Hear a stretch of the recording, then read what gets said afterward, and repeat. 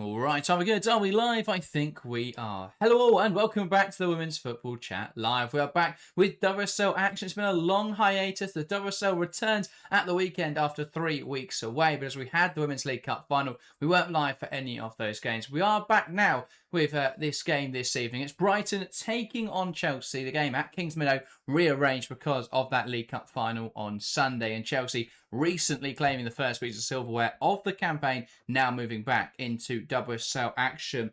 I kind of feel like I've completely forgot where we were in the season, Harry, but to jog our memory, Chelsea still in the hunt for Champions League football, still in a fierce battle, and can't afford to drop points anywhere, really. Yeah, absolutely. You know, Chelsea, the pressure's still on. It was a brilliant weekend for them winning the League Cup, but now that headspace has got you right back onto focusing on the league, focusing on picking up Champions League qualification, and that starts tonight. Rearranged game, make sure they get the business done. It's not easy having to get straight back into competitive action 3 days after winning a cup final, because you've got to keep your heads, got to keep professional and make sure that they turn up tonight and give Brighton the respect that they deserve, because this will not be an easy game. We know the quality that Brighton possess, even if they haven't shown it at times this season. But yeah, Chelsea got to get right back on that horse, back into the league action and look to hunt down this Champions League qualification, with it still looking very tight between them, Manchester United and Arsenal.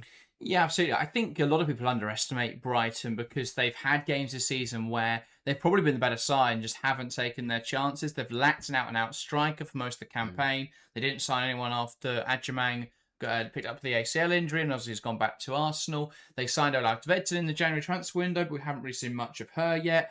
Madison Haley's not really replaced the goals they lack. Kiko Seika did a great job, and they don't have her tonight because she's busy banging in the goals for Japan. So yeah, it's going to be interesting. And they're the side with the most points dropped from winning positions so far this season, Brighton. The expected performance table has them 6th in the league, only a point behind Tottenham. The actual performance table, though, has them 8th in the league. And for reference, 12 points behind Tottenham. So when we're looking at how unlucky they've kind of been this season, Brighton, the performance has been there, just haven't been able to take their chances. And they're still a side who could really pose a threat to this Chelsea team. Yeah, absolutely. I think that the way they've played has been on par, if not better, than they were last season. But yeah, the results just haven't come for them in certain games, and part of that's their fault. Part of it, they haven't got the rub of the green. But absolutely, we know that for 90 minutes today, they'll give Chelsea a very, very good game. They'll look to be solid, but they'll also look to come forwards and cause Chelsea issues on the break. And Chelsea have got to be alert for that, and got to be aware of the threats that Brighton do pose. But yeah, it's a very, very good Brighton side. We know they're going to put in a very, very strong performance, and they're going to make Chelsea work for it. And hopefully it will be a very competitive match. Absolutely. Well, let's dive into the lineups then. We're at the Kingsmeadow Stadium, so we'll begin with the Chelsea team. The home side is the Blues. In goal, it is Hannah Hampton, keeping her starting berth. In the back four, then, a very makeshift back line for the Blues tonight. In at right back, it's going to be Sioka Nusken. She played 20-25 minutes in that position in the League Cup final. And then at centre-half, Lucy Bronze will move across to replace the fact that Buchanan can't really keep playing 90 minutes. She's only just back from injury, and Germa's out injured, and Bjorn's now out for the rest of the season. So Chelsea very light on centre-backs. Berman is fit to play, though, and has been excellent in recent weeks, and Baltimore comes in at left-back. In the midfield, then, Kira Walsh will play as the pivot player alongside Lexi Potter, and Vika Kaptein a rest then for Erin Cuthbert. On one wing, then, it will be Lauren James. On the other, it will be Thompson, and in the line, Beaver Jones.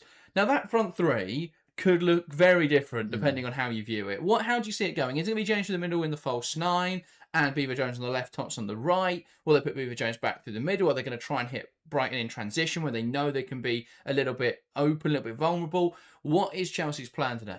I think it's a really difficult one to call, as you say. I think that it could go either way. I would expect Bompastor to stick with what has been working. I'd expect Lauren James to remain as in that false nine role and allow Thompson and Beaver Jones to come in and be direct. I think that when we saw Beaver Jones come on in the League Cup final, she came on that left-hand side. So I think that, yeah, I wouldn't expect them to change it. I think, again, Chelsea, it's been a bit up and down. So while things are working and while wins are coming, no need to change it. I'd keep Lauren James centrally, bring Beaver Jones on in to one wing, Thompson on the other, and then they can come in when James runs around, drops in, does the brilliant things that Lauren James does. But yes, I wouldn't expect too much of change. I think Beaver Jones will come in and do a very similar job as the other wingers have in the last couple of weeks. Yeah, you'd expect kind of both fullbacks to give a decent amount of support, but particularly Sonny Baltimore to be very aggressive. I think what they'll look to do is obviously James then drawing the centre halves out, letting the strikers then make the runs off the shoulder, and they can attack in that kind of way. So that combination day is going to be really interesting, and I actually think we could see them be a little closer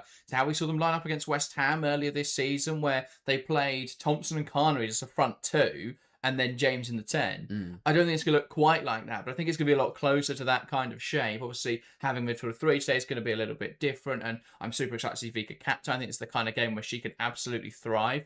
But yeah, we're definitely going to see some sort of... I think the attacking principles will look something like that, with the wingers intended to make the inside runs, and James intended to drop deep to create that space then for the wingers to attack into. Let's take a look then at the side for the visitors. Brighton with quite a few players at the Asian Cup at the moment, and that does leave them a little bit light on numbers. In goal, it is Chiamaka Enadozi. Across the back four then, McLaughlin, Hayes, Venegas and Olis Salagas. The midfield 4 composed of Nordam, Kankovic, Simmons and Madison Haley. Then it's going to be Frank Kirby in the 10 role, with Carla Camacho leading the line. So lots of players missing for Brighton. No Mueka Minami, no Kiko Seike, arguably 2 of the most important players this season. They're big losses for Brighton. Yeah, they are big losses. I think that it still looks to be a very, very strong side, I'll be honest. That starting 11 there looks to be very, very good. I think that it should worry Chelsea a little bit, because that is a side that has a lot of quality. Of course, you're going to miss Kiko Seike's output.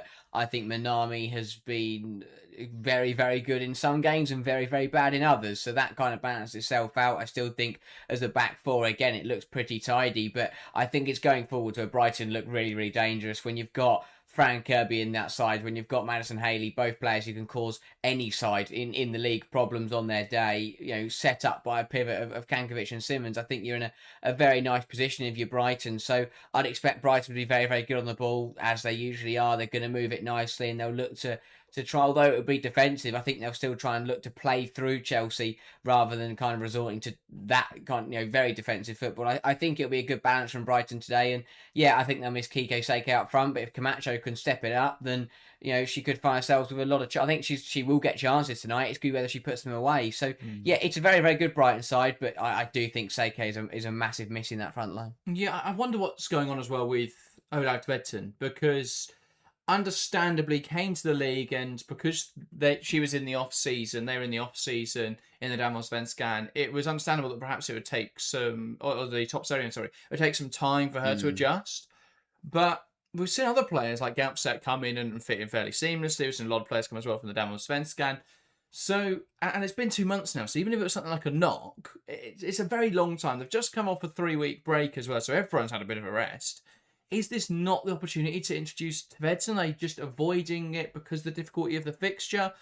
It feels weird to me. You've got no Kiko Seike. Surely this is your opportunity to put Tvedten in and then give her that opportunity to start. Yeah, I think that, as you say, that period of getting her up to speed seems to have taken a lot longer than it was for some of those other players you mentioned, even the likes of Sam Coffey, who probably took a lot longer than City fans wanted her to, but now we're seeing her start pretty regularly. I'm surprised that we haven't seen an increase in minutes for Tvedten yet, a player full of quality and the kind of player that I'd look at today, and on her day, we've seen her do it in the Champions League with Valencia, on her day can cause damage to some of the best sides in Europe. So I am surprised that she hasn't been given the go tonight. Of course, if she isn't fully fit, then that'll be more of a concern as to how has it taken this long to get her up to fitness. So yeah, that's a bit of a shame, because, as you say, with other key players missing, I think tonight would have been a good opportunity. It's a bit of a free hit. If she comes in and doesn't really get into the game, fair enough, you're playing Chelsea. If she comes in and has an impact and explodes, then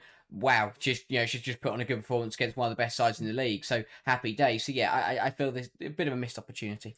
Yeah, absolutely. Well, that is the team. So let's dive into the thoughts of the people in the live chat. Welcome all to the stream. Phoebe says, "Evening, guys. Think Chelsea will win, but do you think this is the best? Time to play Brighton, given their lack of squad depth? If Brighton can be clinical, though, they may be able to get something from it."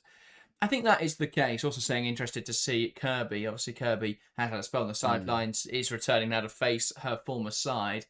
It's going to be interesting to see what Brighton look like today. Seike has had a lot of the goal-scoring burden this season. In fact, outside of Kiko Seike, very few players that have notched up much in the league. Their highest goal scorer, apart from Kiko Seike, with 6, is Frank Kirby with 2, Ola Sligers with 2, Kafaji with 2. No one else scored more than 1. So she's had a lot of that goal-scoring burden today. So it's going to be really interesting to see how they cope without her. We've seen Camacho come in this season, and I think does tend to rush those opportunities. Kirby back, of course, is big. Haley, another player who I think just lacks consistency. So I think that would be the concern. Without Seike, who provides the goals? Yeah, it will be difficult. And as you say, I think that it's one of those where they're going to need someone to step up today. They're going to need someone to deliver, because I think that they've got the creators, they've got the players to build the chances, but they need someone to put it in the back of the net. And I think that they've got players that have got the quality to do that, but it hasn't materialised on the pitch this season. I think that, yeah, it will be a big miss, but if I'm someone like, if you are Camacho, for example, who's going to be the player who probably gets most chances tonight, you've got to relish this opportunity. Seike's out at the Asian Cup. This is your chance to get 1 or 2 games in before she comes back to really get some goals, fire some goals in, and give Vidicic a bit of a headache when Seike comes back. It's a good opportunity for players like Camacho to get some goals under the belt and step up. I think Fran Kirby, I mean, we know she's a top player, and once she's fully fit, I'm sure will cause problems, and we'll get a few more goals and start to catch up to Seike. But yeah, Brighton, they need players to step up tonight. They always do. You always do when you're playing against the big sides, but especially when you are missing some big players. Yes, absolutely. Well, both sets of players taking to the field then. So it's time to get into our predictions. If you're watching on to the show and want to get involved in this segment, let us know your scoreline predictions. We'll make sure to read through all of those ahead of kickoff. We're going to start here in the studio, and we'll start with yourself, Harry. What is your prediction as Chelsea take on Brighton? I think Chelsea will win. I think they'll want to build momentum now off the League Cup final victory into the end of the season. Every game is a massive game at this point in the campaign. So I think Chelsea will want to kick on. I think they've got the quality to beat Brighton tonight. I will say Chelsea 3, Brighton 0. I think it'll be the kind of game that starts off quite close. Chelsea will go into the break only a goal ahead, and that will be Lauren James because she's magic. I think it will still be pretty close. Then Chelsea will get 2 goals towards the end of the game. I will say the second goal to come from Alyssa Thompson, and the third goal, I go for a bit of a road goal score with Lexi Potter to get her first Chelsea goal. Yeah, fair enough. I'm a big fan. I was also going to say 3-0. So I don't know whether to go up or down from there. I'm going to say 3-1 and Brighton to nick a goal against the run of play. I think Chelsea will kick on. We've spoken a lot, obviously, and after the final about how could this be Chelsea's opportunity now. They've won that trophy. Will they take momentum from that and kick on? I think they will start to today.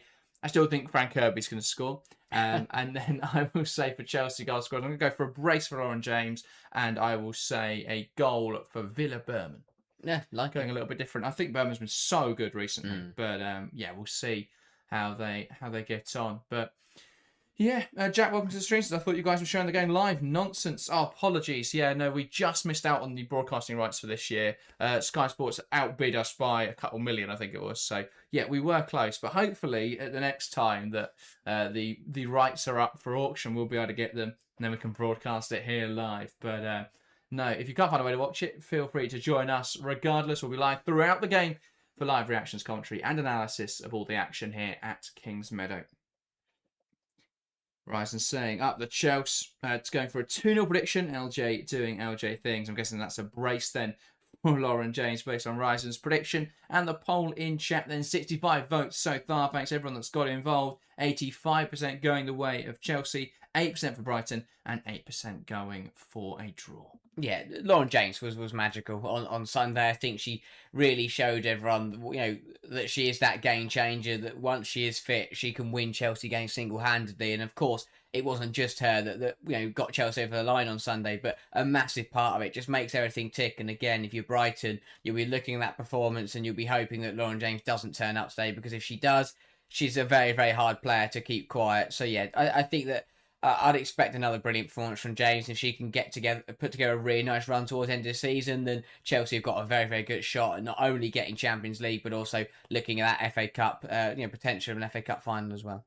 Yeah, as Zingara, welcome to the stream, asked what's up with Germa. Germa picked up a knock on international duty with the US, so Chelsea down to one senior centre-half that's fit, and that's Viola Berman. I guess Buchanan is also back fit now, but have to be careful with her fitness, considering the amount of games that Chelsea still have yet to play and the lack of centre-halves they have. But yeah, it's been a real problem area for Chelsea. Been hit hard with injuries this season. All of Bright, Buchanan, Germa and Bjorn have had spells on the sidelines at various points, and so you try and manage them, but it's a bit like City last season, where the players have to come in and play all the games because everyone else is out injured, and then they get injured, and it just seems to be what we're seeing at the moment. So Chelsea have really struggled.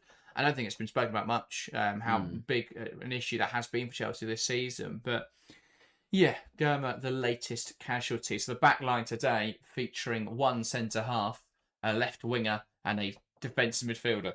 So let's see if it's going to work. But we are set to get underway here at Kingsmeadow. It's Camacho through the middle, waiting for the referee's whistle to get us underway for this Wednesday night fixture. Camacho knocks it back, and we're underway in this game. It's Chelsea taking on Brighton, looking to claim another 3 points in their pursuit of Champions League football.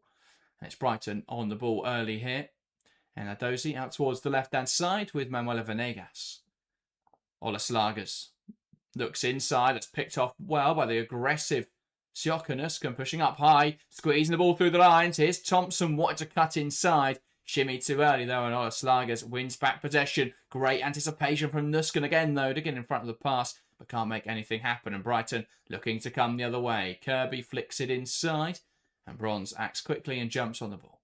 Yeah, as expected, Brighton looking positive, trying to get the ball down and play, but Chelsea going to be aggressive, going to try and stop them doing that and turn it over in dangerous positions. I'm expecting a high-quality affair. I like the fact that Brighton do try and get the ball down and play, even against some of the best sides in the league.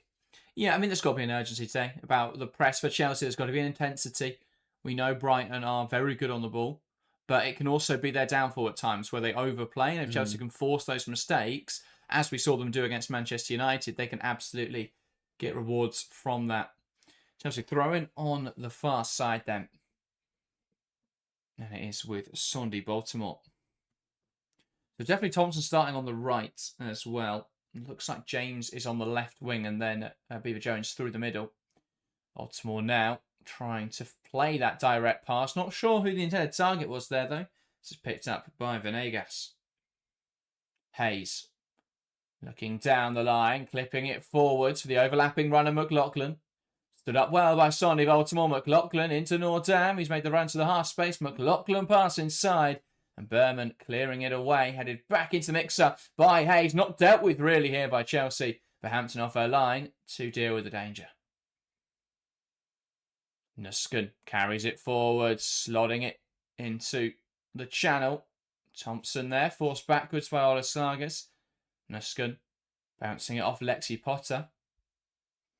Interesting to see Potter and Walsh. I think that's a combination we haven't seen yet. Whenever Potter's come on, it's in that Walsh role, being the pivot player, being the metronome.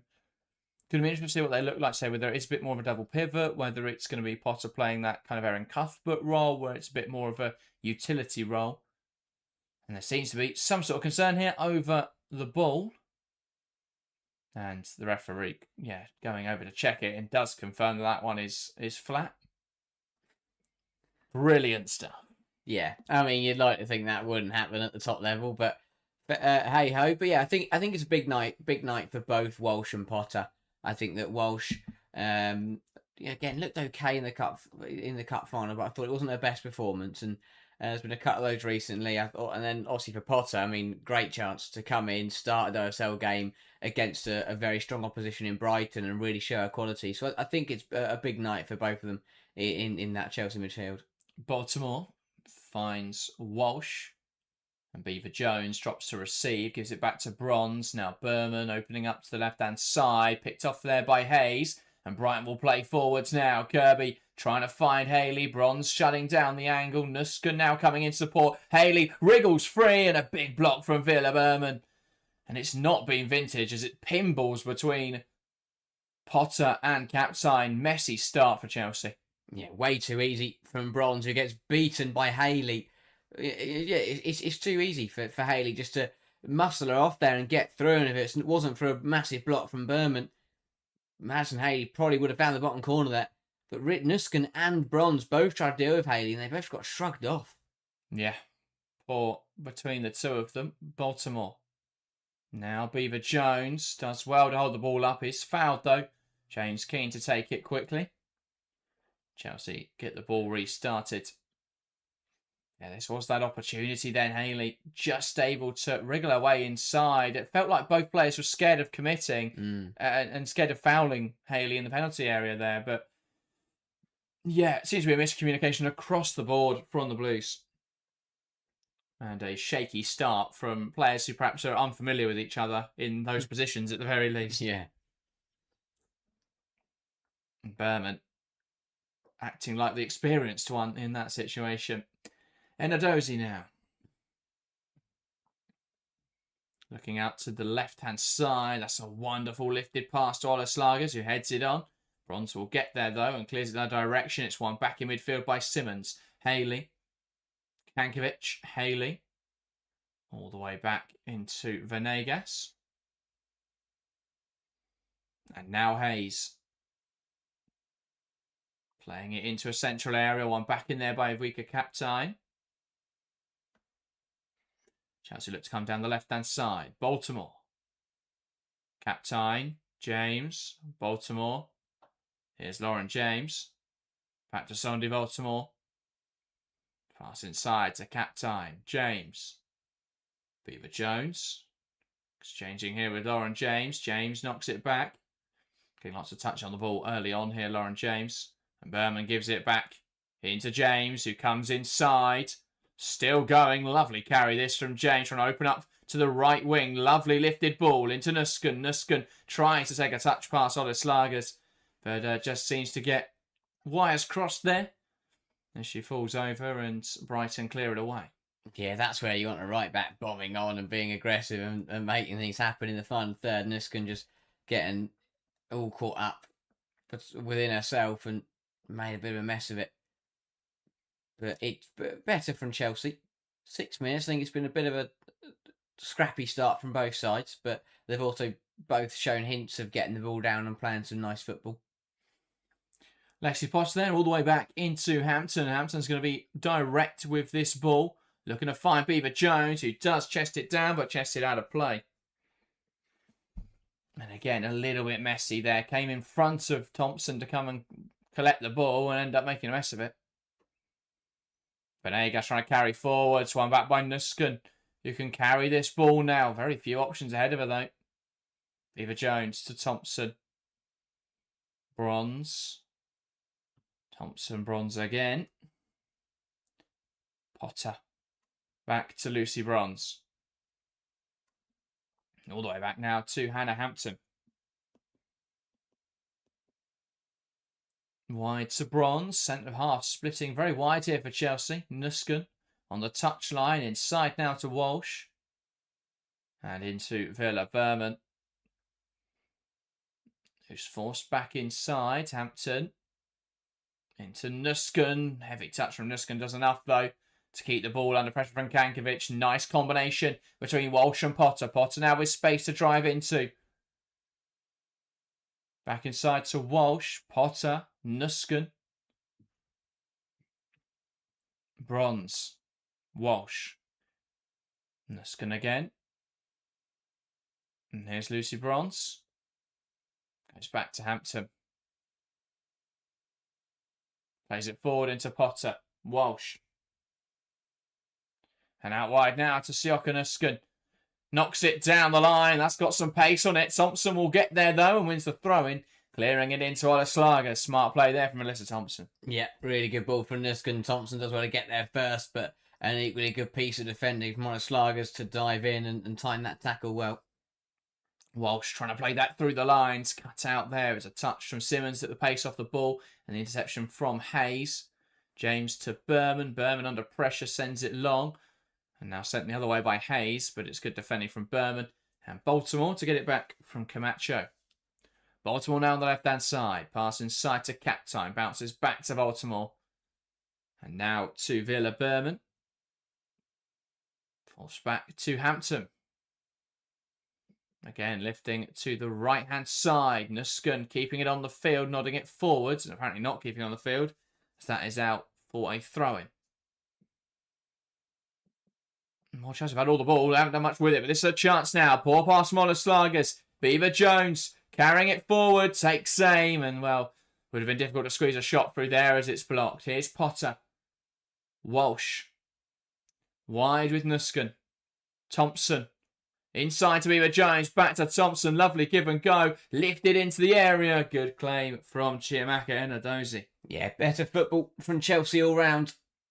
Poor pass from Slagers, and although Beaver Jones' shot was blocked quite easily, they worked it well, and that ball in from Thompson wasn't a bad one, but Enadozie does well to get out and get to it first. Enadozie. Camacho. Lovely hold up. And now McLaughlin carrying down the right-hand side. Plays it inside, looking for Haley, and a shot into the side netting. Took a touch off Berman on the way through, who blocked the shot, and a corner now for Brighton. Yeah, again, well worked from Brighton. Long ball from Enadozie is worked round the corner, and McLaughlin had space to burst in. Does well to come inside and play it. Although it does deflect, play it into the path of Haley, who on the swivel gets the shot away, and a touch from Bronze just to take it away from going in the back of the net. It's another good move, though. Yeah, absolutely. And Brighton are definitely giving Chelsea something to think about early on here. Ball delivered in there. Potter heads down. Camacho can't sort her feet out in time. And it's back now to McLaughlin. Sent wide. Simmons creates space for the cross. That's lofted in there. Headed on by Haley, and it will bounce through to Hannah Hampton.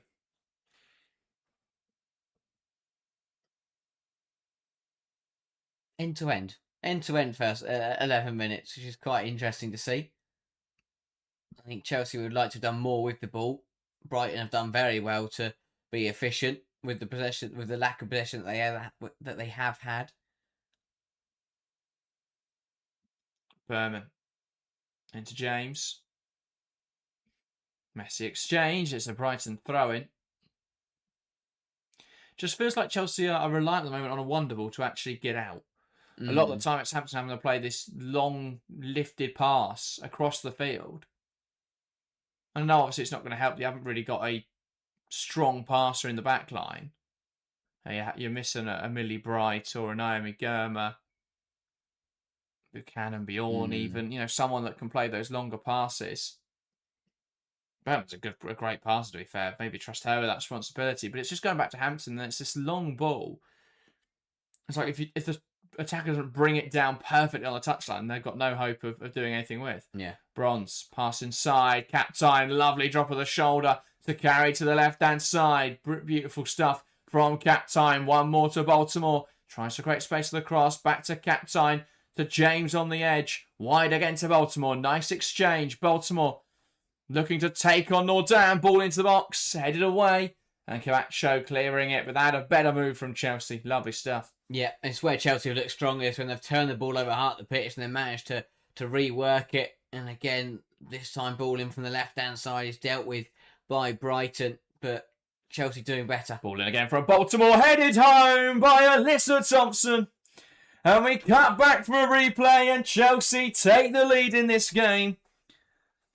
Probing down the left-hand side, trying to find a route to goal. And eventually, something gives. A great delivery from Sondi Baltimore. And Alyssa Thompson, who's been in great form since the turn of the year, adds another to her tally. It's Chelsea 1, Brighton 0. Yeah, again, it all comes from a really good move. They work it well from the throw-in. Baltimore knocking it down to James. Lovely little give and go. And the ball in from Baltimore is absolutely brilliant. On the money, Thompson gives herself half a yard, gets away from Venegas and heads it past Enadozie. Lovely one too. Back heel from Lauren James into the path of Baltimore. And the ball in is right on the money. And Thompson, not the tallest player in the world, but does well to work the space and head it. It drives a lot of power behind it. Really good header from Thompson. An unnaturally good header from Thompson. A peach of a header. Works the space well, as you say. It's and that's where the elite movement Mm. outweighs having the physical attributes, because yes, she's not the tallest, but gets in front of Gas, makes contact with the header, and gets there first, and that's why she scores. Really nice move from Chelsea, as you say, fantastic from Lauren James, the back heel into Baltimore, and Chelsea find a route to goal. So not the best start to the game, but the Blues lead by a goal to nil. Baltimore, James, back to Sondy Baltimore, and there's space to attack in down the left-hand side. Baltimore surveying our options forward into Beaver Jones, who rolls with the ball inside. Hayes gives chase, but Beaver Jones goes to Nuskin, who takes aim, and well, a lot of power behind that shot, not quite the accuracy required though. Yeah, don't mind it though, having to go from there. Again, good football from Chelsea. Beaver Jones, superb hold up. Hayes follows it all the way, but Beaver Jones still manages to spin and play the pass, and yeah, the shot from Nuskin was high and wide in the end, but the space opened up for her, and why not have a go? Yeah, I think she should do better. Mm. I think she got a bit of time and space in it. I think you've got to put that on target. But don't mind the idea of taking the shot. I think Nuskin could have done better in that kind of position. We know Sioka Nuskin scores goals. Yeah. We haven't said it much this year, but she can. And Nadozi lifting to the right-hand side. Baltimore heading to Beaver Jones, who wanted to turn into space. Doesn't quite come off. Baltimore goes down the line, and Captain, who looked to make the run off the shoulder, can't quite get there. And Chelsea have only suffered one defeat in the last 3 WSL seasons in a game where they scored first. A frankly absurd record. And that was the ridiculous 4-3 game against Liverpool 2 seasons ago. Thompson's cross cleared away. It's a weird metric to go in the last 3 seasons, because if you do it last 2 seasons, Chelsea haven't lost from a winning position. I mean, last season they didn't lose, so I guess that's why they've had to put something in there that made the stat worth looking at. James, Baltimore, knocked down the line. Here's Vika Kaptai. Searching for support, back inside to James, who shifts it wonderfully to Potter, who takes aim, and straight down the throat of Benadozi, looking for her first Chelsea goal there, Lexi Potter. Your prediction almost coming true. Yeah, does the right thing here, Potter. It's brilliant from James. Dummies the shot, shifts it one more to Potter, and she does well. She keeps it down. It is too straight. You want to put that either side of the goalkeeper, and it's an easy claim for Enandozi, but she does well to hit the target and at least make Enandozi save it. And that from James is ridiculously good. We've kind of become accustomed to that. Brighton coming forwards now. Camacho shots.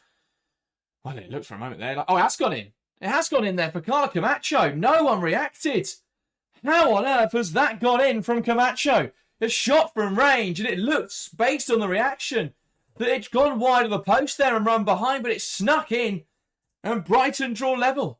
Hampton's let it go. What a bizarre goal. It looked for all the world like one of those where it goes behind the goal and it looks like it's gone in, but it snuck in at the near post, and an unassuming move here. It went forwards. Camacho touched it inside, but it looked like she'd taken it too wide. Shot from bizarre angle, and Hampton leaves it. It takes a deflection here off Lucy Bronze, and it's the skid. God. Look at the way it bobbles inside there. And a big mistake from Hannah Hampton, and Brighton are level. Yeah, just kisses off the inside of the post. I don't even think Camacho thought it had gone in initially. Well, the direction of the shot is going away, but it takes such a curl on the turf. It just ends up going in, and what a bizarre goal. But Brighton draw level. I'd say that is a rare mistake from Hannah Hampton. Yeah, absolutely. I mean, it's the ball movement is very unpredictable, but I think she should still get in front of it. It's a risky one to leave, even if the ball is going out. If you're that close to it, why not collect it? Yeah. Utterly bizarre, but there we go. And Chelsea's goal then counting for nothing. James coming inside, shifting the play to Thompson on the right-hand side. Back to Nuskin. Bronze. Wide now into Thompson. Can she create the angle for the cross? Goes down the wing. Puts it in there. Too much on that one, though. Baltimore will try and keep this alive. On the left-hand side. Up against Nordam. Lovely delivery. A bit of a miscommunication there. Neither player able to get up to it. I think it was Captain and Beaver Jones there in the box. Bronze. Flipping it in behind. Captain. Lovely touch. Now Nuskin. And Captain was fouled in there. Referee happy to let play continue. Chelsea have the ball. Bronze. Captain. Potter. Now to Walsh, who gets away from a marker, takes aim, and it's blocked by Beaver Jones, who couldn't get out of the way of that one. Berman steps up well and wins it off Haley. Here's Walsh. Into Baltimore. Has James down the line and does play it into James. Back to Baltimore. And now Berman. Bronze. Plays it to Nuskin. That's a nice pass to Potter, who gets away from Venegas. Venegas comes in late. And that could be a yellow card there for the centre-half, and it is indeed. Just too late on that one and catches Potter, who did really well to get a touch and draw the foul. Yeah, superb. Smart play from Lexi Potter, because she knows that she's never going to be able to get on the end of that touch, but she senses Venegas charging in, just gets a little kiss on it, knocks it round her, and Manvella Venegas just takes her clean out and, yeah, deservedly picks up the yellow card. But better from Chelsea. Good reaction to going level. They'll be frustrated because they did the hard part and got that opening goal, but they've been a little bit too open, and Brighton have punished that. And there's a mistake in there from Hampton, but they've done well, reacted well, Chelsea, and they'll be hoping to retake the lead as soon as possible. Sondi, Baltimore and James over this. James will curl it in there, and it's punted away by Anadozi. And now for a Chelsea throw-in on the far side. Yeah, it's not a bad ball from James. I'm really surprised that no one has really ran in on it, but we've got a cinematic camera angle here. It's got a goalkeeper in front of Anadozi. Just too close to the keeper for me. You know, no one's going to have to run on and meet it without being miles offside there. But the right sort of position, Baltimore. Berman. Lucy Bronze.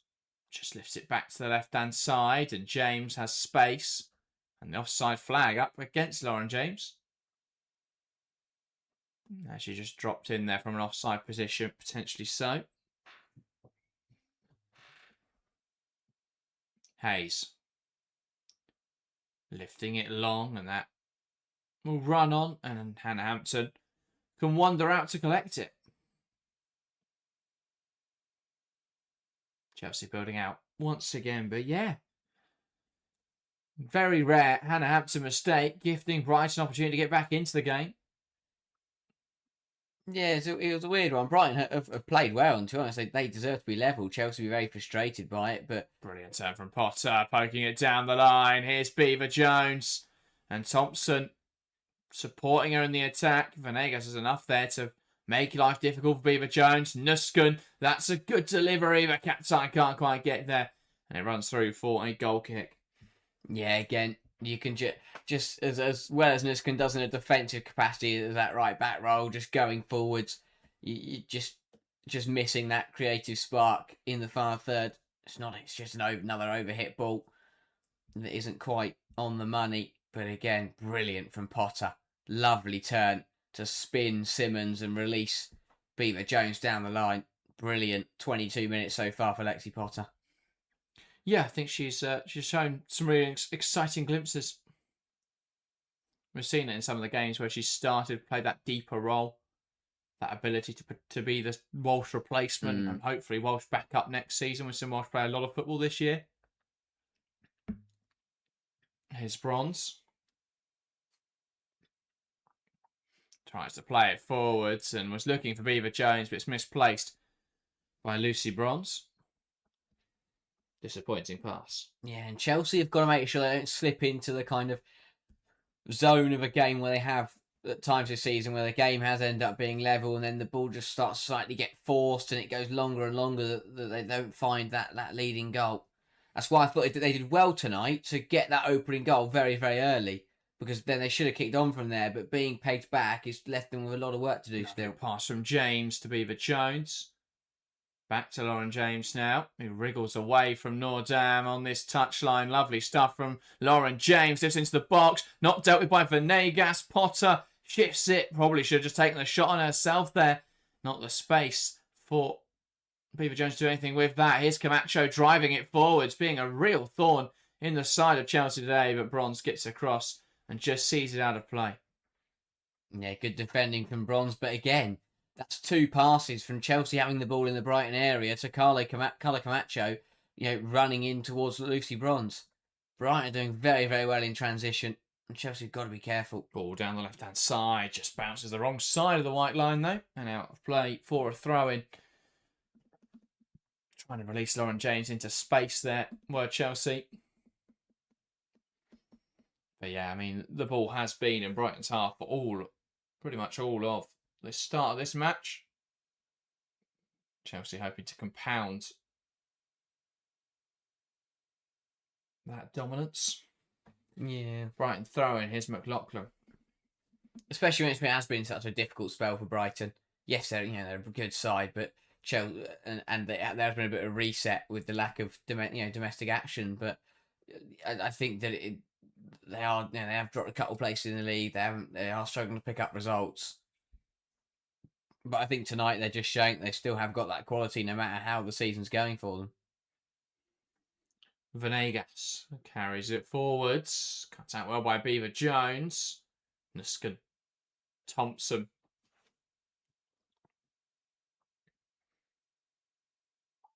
Potter plays it inside. Captai to Walsh to Bronze to Captai.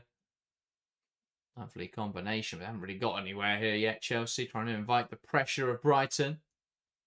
And Bronze into Nuskin. And Bronze again. Saw an opportunity there. Not that in behind. Thinks better of it though. Listen to the left-hand side. It bounced up horribly for Baltimore, but adjusts well. Berman into Potter. Rolls inside. Back to Hampton. Under pressure here from Camacho.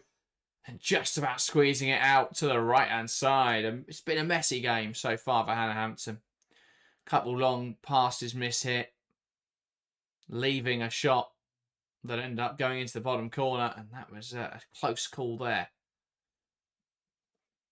Bronze into Thompson. Bronze. Lifting it forwards, and James just drifted into that pocket. Can she pick out a teammate in the box here? Lauren James cuts inside, and her shot's blocked. Probably should have played that across sooner. Yeah. I think she had to look up and try and pick out Beaver Jones towards the front post or anyone else arriving in the box to just come inside and smack it in an air post, which, yeah, it's not a bad idea, but with how many numbers Brighton have in that penalty area, you're going to find it difficult to thread it through. Yeah, I think trying to replicate the goal she scored against United, in a sense there, the difference is that was with no defenders in front of her, not pretty much the entire Brighton team. Yeah. But no, again, good move from Chelsea. Really good stuff from Lauren James, just that final ball not coming off. James. Back now to Hampton, who just launches out of players using the safest option there. Again, just feeling the pressure a little bit tonight, Hampton. Simmons. This isn't something we are used to seeing, really, from Hampton. Nuskin cuts it out. Here's Bronze, and there's a foul on Madison Haley. Yeah, I like that Berman's been assertive with Haley, but that time just a bit too aggressive. And Haley, who is again has looked really sharp tonight. She seems to love playing against Chelsea. Yeah. The other 20 games in a season, Madison Haley really struggles to impose herself, but whenever she plays Chelsea, just raises that standard. Yeah. Yeah, the more I watch this mistake from Hampton, the more I can't believe it happened. Yeah, I think it's also quite it also was very, very confusing because there is actually a hole in the net in that corner. If you watch that, it was fine. It definitely didn't go through the side netting, but that's what it looked like initially. I think if it went in the goal and back out the hole, they wouldn't have given it. I don't even think Camacho thought that went in. I'm not really sure how no one's noticed that hole in the net, to be honest, but hey ho. Ball into the box, headed away. It's going to bounce here, and Brighton will try and see it out here.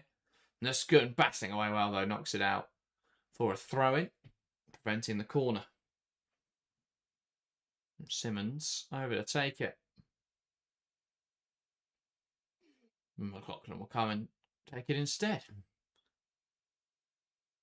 I mean, considering where it's kicked out, Brighton have moved quite a way back here to create some space. Kankovic lifts it in there, no one running at the back post. Nuskin gets there and pokes it out of play. On the near side.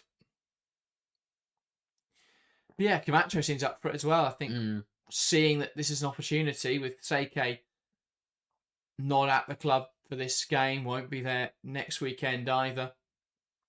Might be back for the match after that. The Leicester game. I won't be back for the Leicester game. Sorry, that is the same. I might be back for the Leicester game. End of the month. But yeah, we'll miss the Liverpool game. So Camacho's got some matches to try and really impose herself.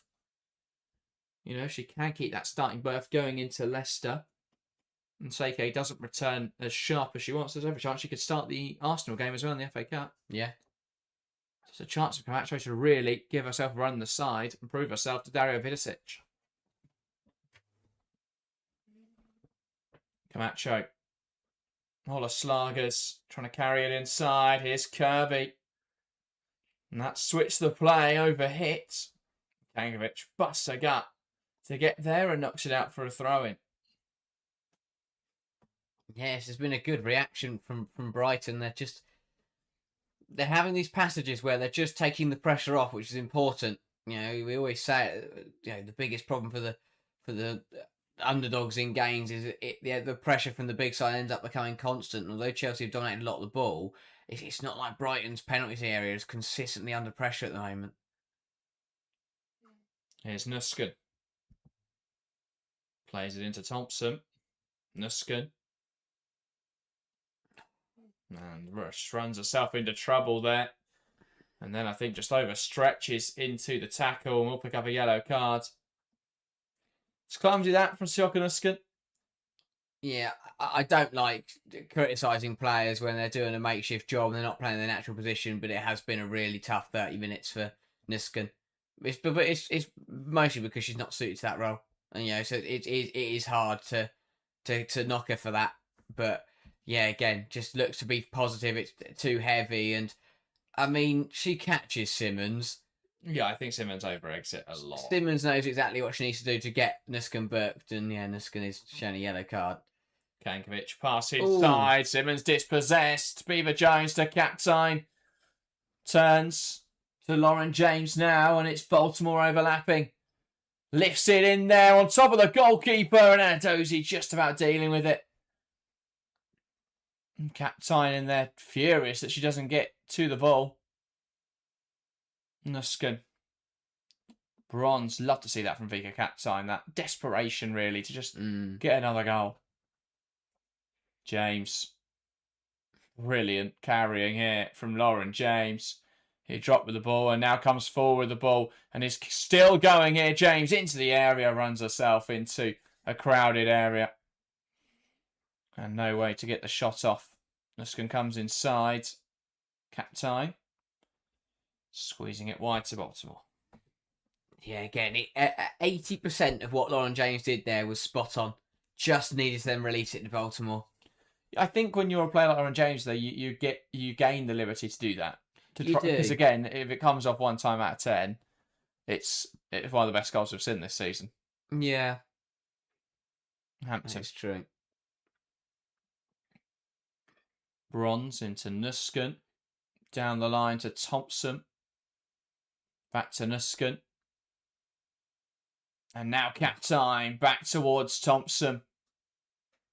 And Venegas slips, and that gives Thompson an edge. Cuts it back now, and that's not the pass that was needed from Alyssa Thompson. Captain brings it down. Touches heavy, though. And then Kankovic shifting it to Venegas, who carries up the line, and she's pulled down there. And you sense frustration coming here for Chelsea, because Vika Captain pulls her down. Venegas asking for the yellow card, which she shouldn't really do. I think she'll get away with it. I say so. Captain is booked, but Venegas, that is risky on a yellow card. Obviously, now asking for a yellow card is a yellow. I mean, that is a yellow card offence. But there we go. Yeah, absolutely. It's a yellow card for Vika Capdine, but yeah, that is a little bit fortunate for Manuela Venegas that none of the 4 officials have seen that. Well, I was going to say, based by the letter of the law, she should be off. Yeah. But Manuela Venegas getting away with one there, and that's a poor pass back from Ola Slag. It's going to let Dozy keep it in. Just great work there from the goalkeeper. And she'll launch the ball forwards now. Nuskin gets up to it. Potter tries to pass inside. It's won back by Kirby. Simmons back to Venegas.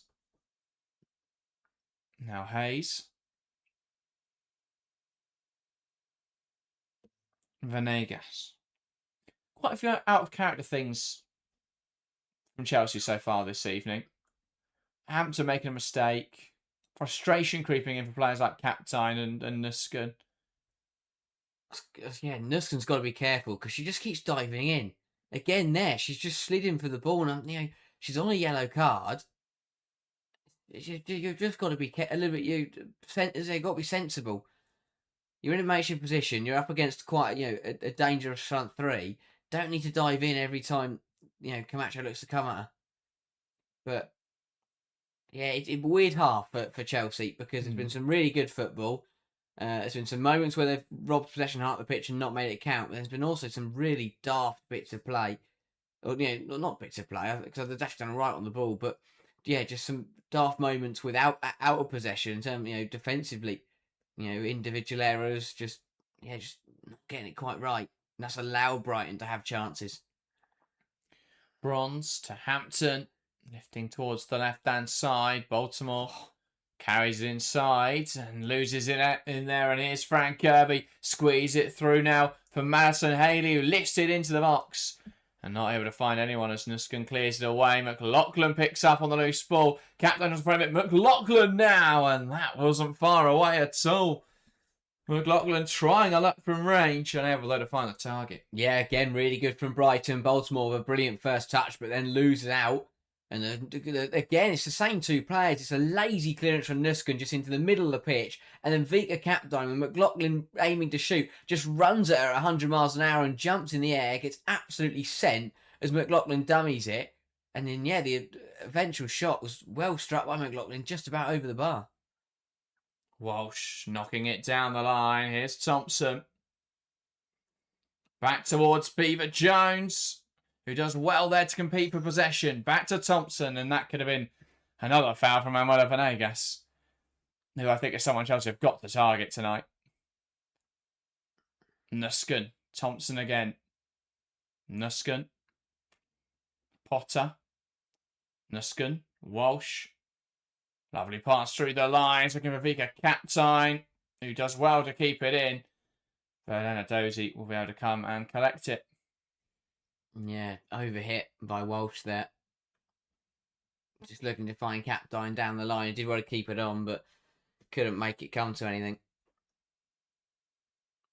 Chelsea will really want to get that leading goal before half-time. Don't allow Brighton to have that reset.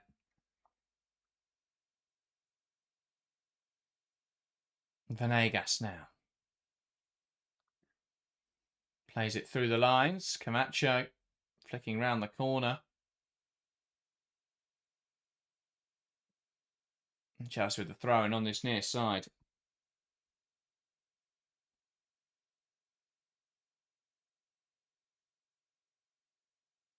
Chelsea there with a banner with Mia Fischel and Kat Macaro on it. Neither at the club anymore. Bronze. Nuskin does well there to go down the line. Nuskin pulled back.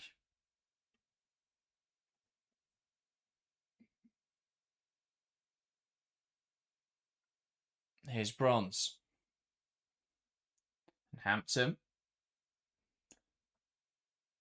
finds Sondy Baltimore, who plays it into Lauren James, and James can carry inside now. Captain drops to receive, and now with Beaver Jones. Potter's right to the left-hand side. Here is Baltimore. Wants to take on McLaughlin. Does well, Sonny Baltimore. Can she find a pass back? Beaver Jones flicks on. Falls down for Potter, who lashes it home. And Chelsea do take the lead once more. Lexi Potter's first WSL goal. And Chelsea thriving down the left-hand side tonight is Sondy Baltimore. as the Blues double their lead. I mean, retake the lead to their second goal of the game. It's Chelsea 2, Brighton 1. Yeah, again, brilliant football from Chelsea, and this time it does end up in the back of the net. It's really good football down the left-hand side and worked well in the middle. I think it was flicked at goalwards initially by Beaver Jones. Getting out, look at it here, but Baltimore does really well. I think it was Beaver Jones at the near post who then flicked it goalwards. It does really well, really inventive flick. Thompson, really good hold-up play to keep it alive, just to set the ball for Potter, who does well again, keeps it down, puts it into the far corner, and gives Enandozi absolutely no chance of saving it. But brilliant from Baltimore again, and Chelsea, between the front two of the front three and Potter, work it well. And yeah, a nice moment for Potter to pick up her first goal in the WSL. Nice finish as well, really nice finish. Yeah, composed, just finding the far corner. And Lexi Potter giving Chelsea the lead once again. Yeah, big goal. Big goal for Chelsea. As I said, they wanted that leading goal before half time, and it's come. And now they want to make sure they shore up a bit, because last 5-10 minutes, Brighton have, haven't had as many chances as they did in the early stages of the game. So yeah, Chelsea now have got to manage it. 5 minutes till half time, get into the break with the lead at the very least, and then look to kick on in the second half. Venegas lifting it down the line. And Bronze in possession. Potter to Thompson to Potter. Back to Nusken, lifting it into Beaver Jones. And now poked away by Venegas. And Potter with the strong challenge, it falls for Haley, who feeds it through the lines, and Bronze shields it back to Hannah Hampton.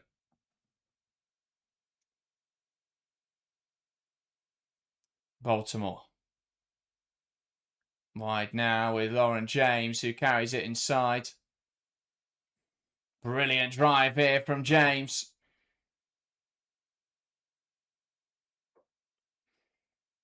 Potter. Now Baltimore. Here is Villa Berman. Bronze. Wide into Siokanuskan. Now Captain. Nuskan.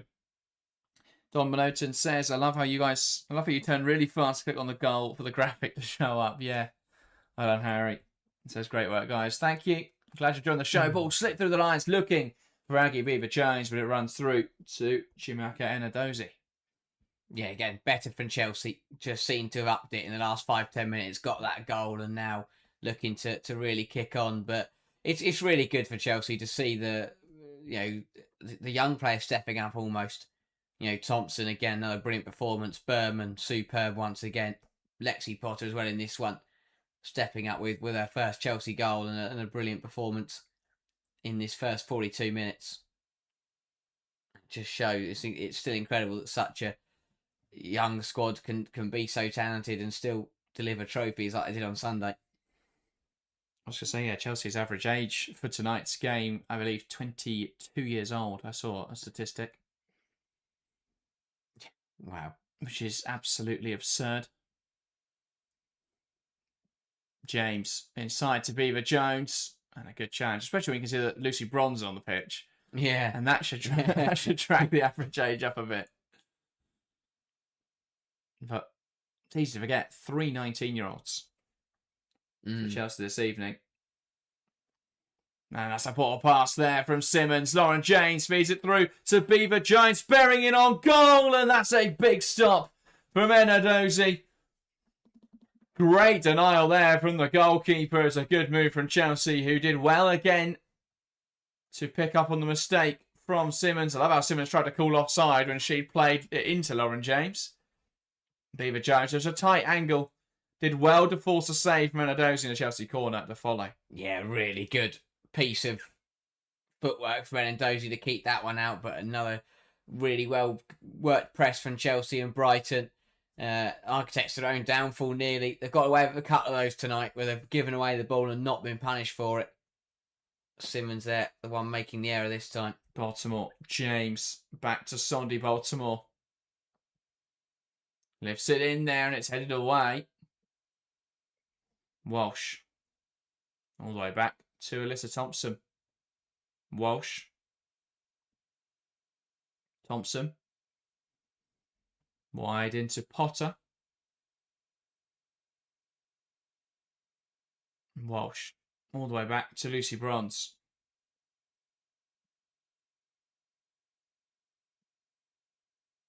Berman. Into Captine. Berman goes back to Hampton. Lifting up to the right-hand side, and that's out for a Brighton throw-in. Yeah, Hampton just hasn't seemed to have found that her range yet with those long distributions. Here's James. An offside flag up there against Camacho, so a Chelsea free kick.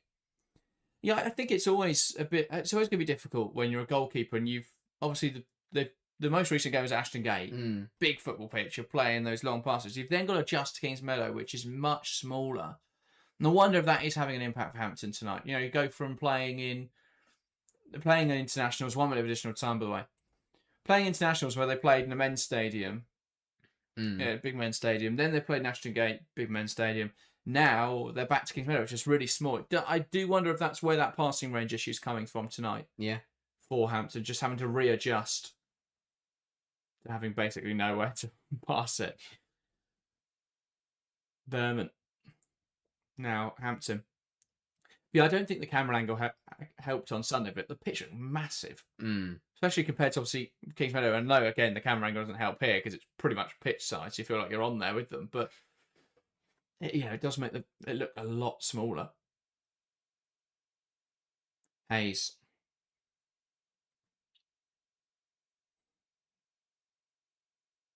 Carrying it forwards. And Baltimore wins it back. Thompson. Here's Captine. Wide with Alyssa Thompson. Back to Vicar Captine. And that is the half-time whistle at the break. It's Chelsea 2, Brighton 1 here at Kingsmeadow. An early goal in this game from Alyssa Thompson gave Chelsea the lead after 13 minutes. But a bizarre goal from Carla Camacho, who let fly from range, and Hannah Hampton left it to go into the back of the nets, thinking it was going wide. Chelsea, though, struck back towards the end of the first half there as Lexi Potter reacted quickest in the penalty area to tuck home an effort.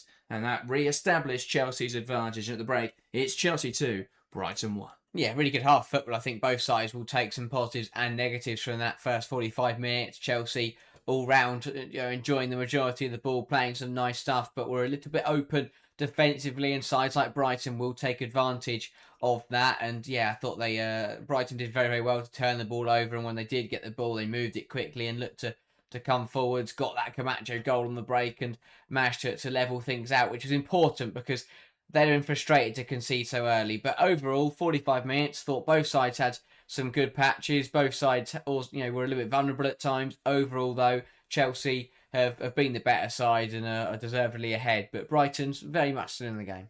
Absolutely, and worth remembering as well, we have got another game going on this evening, which we will keep tabs on as West Ham take on Manchester United. Cargo asking about it in the live chat. Still 0-0 in that game. And not much has happened in the way of action. United with 4 shots. West Ham yet to do anything, really, by the looks of it. But United unable so far to break the deadlock in that one. So it stands still 0-0 after 23 minutes. They're only halfway through that first 45. But yeah, I think we've seen a marked improvement from Chelsea, really, over the last few weeks. I think since those heavy losses to Arsenal and Manchester City, we've definitely seen an uptick in form from Chelsea. We've definitely seen them start to find their system again. And I think in this game, it was almost, we watched that whole process happen where early on, it was a little bit stagnant. Chelsea was struggling to break through the lines.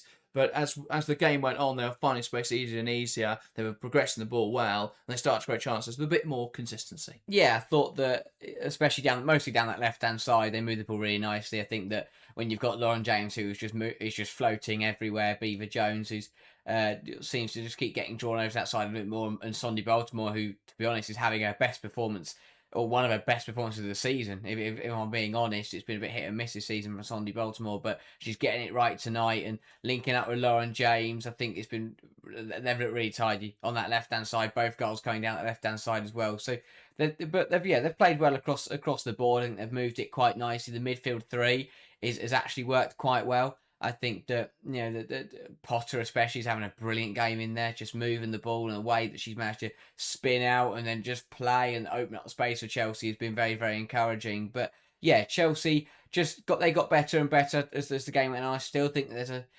it's breaking down a little bit on this right hand side, but that's understandable. Shokoniskin's not having a great game, but she's in an unnatural position. She isn't a right back, and Thompson's when the ball goes in behind, Thompson's getting on the end of it, or when she can come inside and get involved with what's happening on the left hand side, and that's how she got the goal, moved across into the centre of the box and scored. But I think that the left side's had a lot of joy for Chelsea, but across the board they've moved it really nicely. And obviously when Brighton have made errors, they've managed to turn it over. And I think they were disappointed they didn't take as much advantage of those Brighton errors, but they still turned it over and created chances.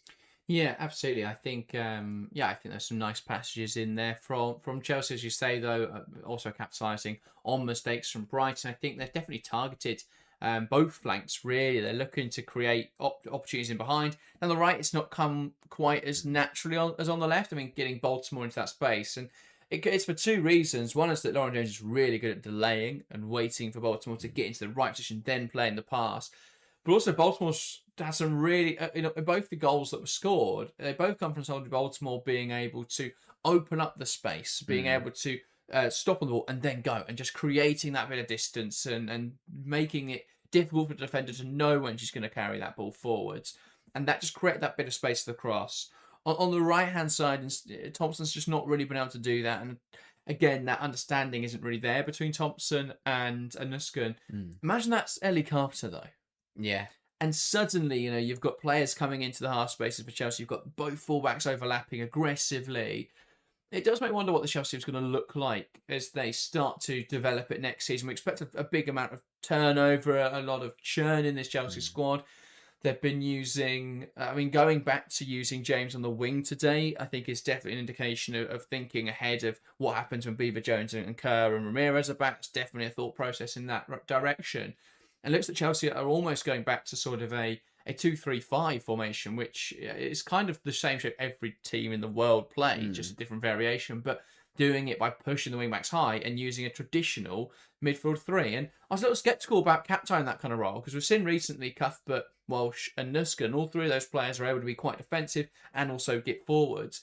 Captain's quite an attacking midfielder, and I think sometimes the season that defensive side of our game has been a little lacklustre. But in this kind of match where they've not had to do too much defending, it's not been so much of an issue. Yeah, I think that it has worked well, and it's been encouraging for Captain, because I think she's been in need of a good performance, as you say, and especially when you haven't got Erin Cuthbert in that midfield who covers a lot of ground and kind of smashes.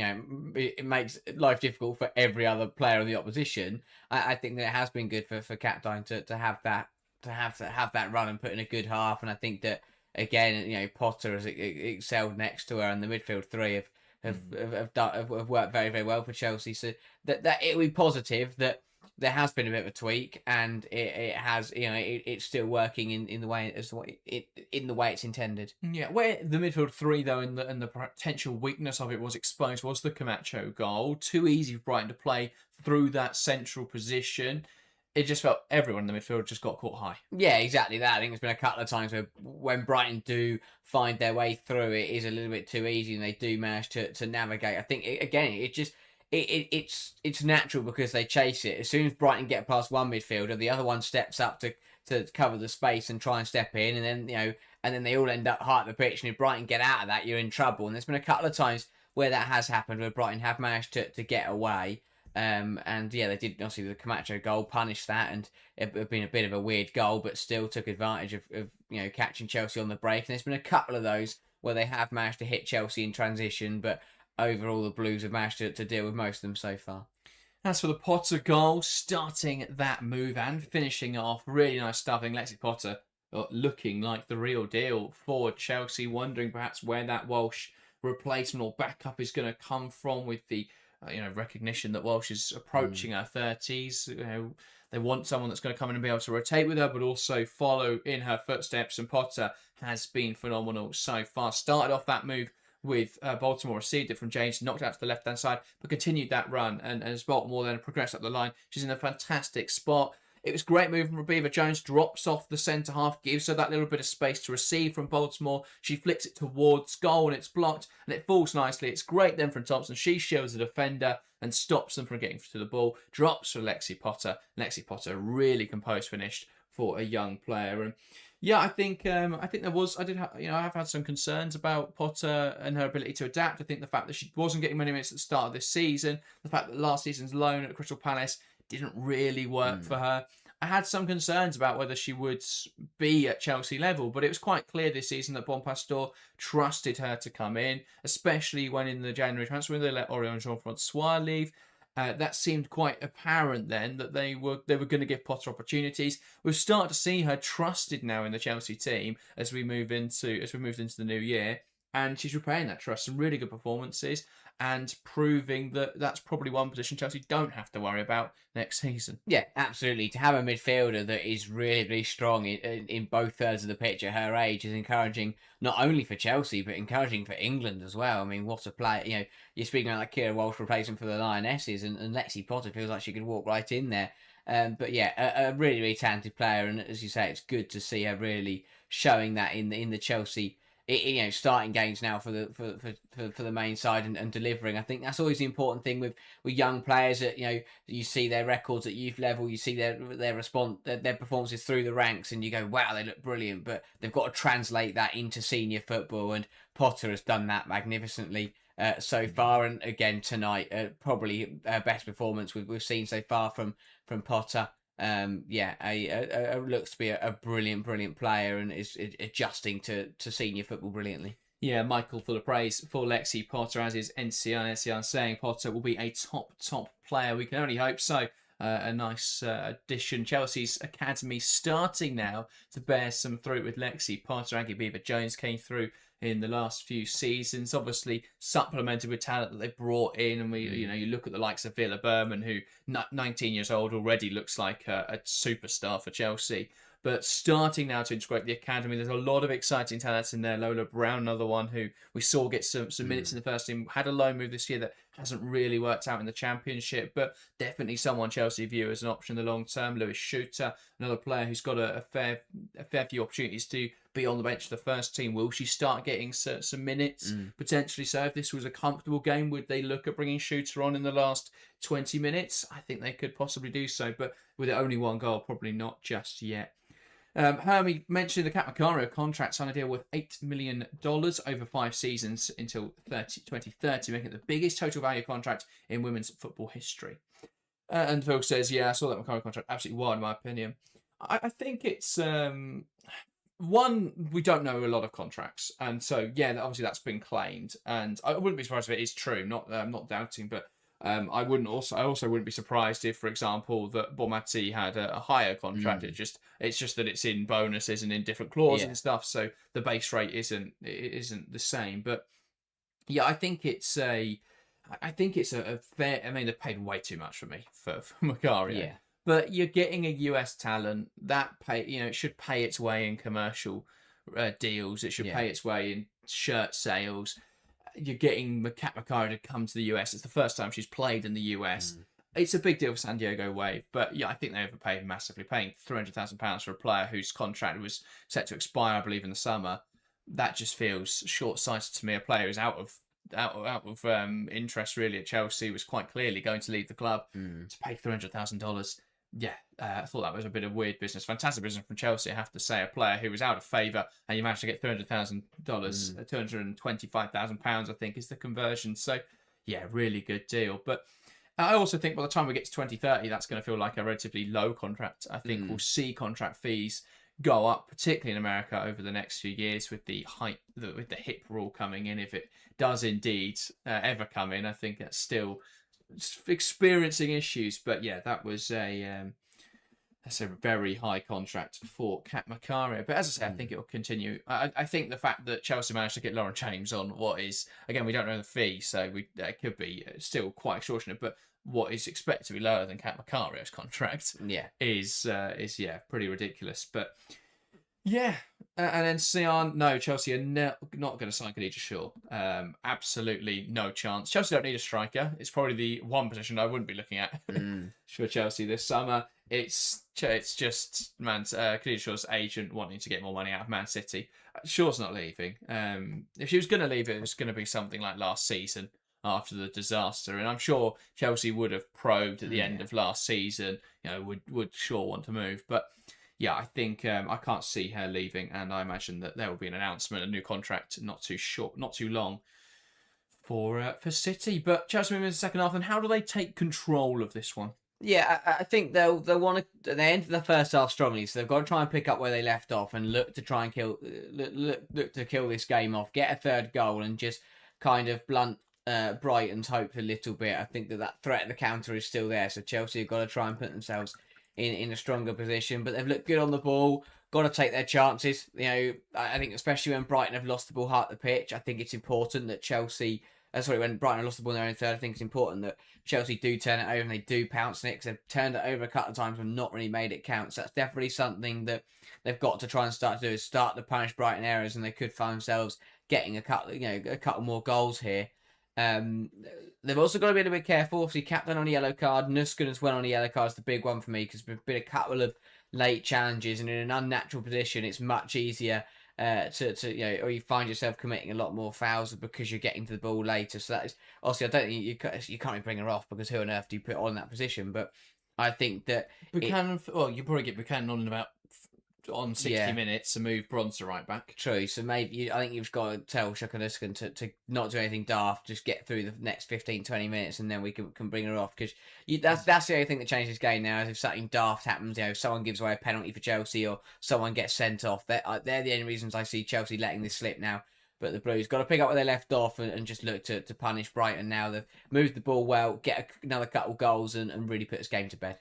Intrigued about this. Brighton readying a substitution. It's Carla Camacho leaving the field for Bex Rayner. I can only assume Camacho's picked up a knock then, because she's not done much wrong in that first half. I think the intensity that she's been pressing the Chelsea backline with has been strong. Got that goal, albeit somewhat fortuitous.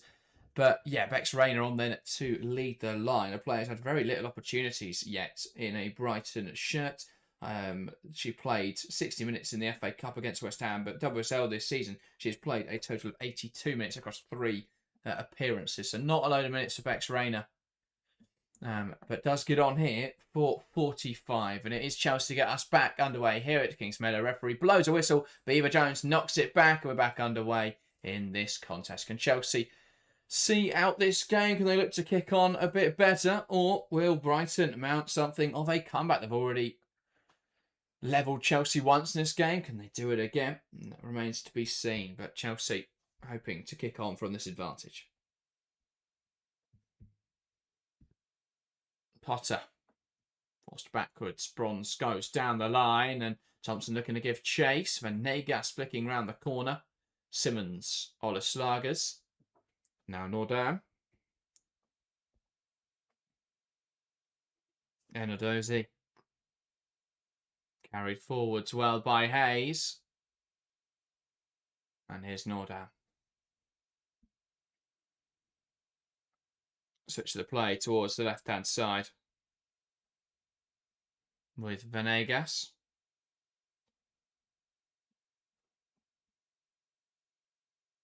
Back across. Into Hayes now. Simmons. Brighton looking to progress. It's back with Chiamaka Enadozi.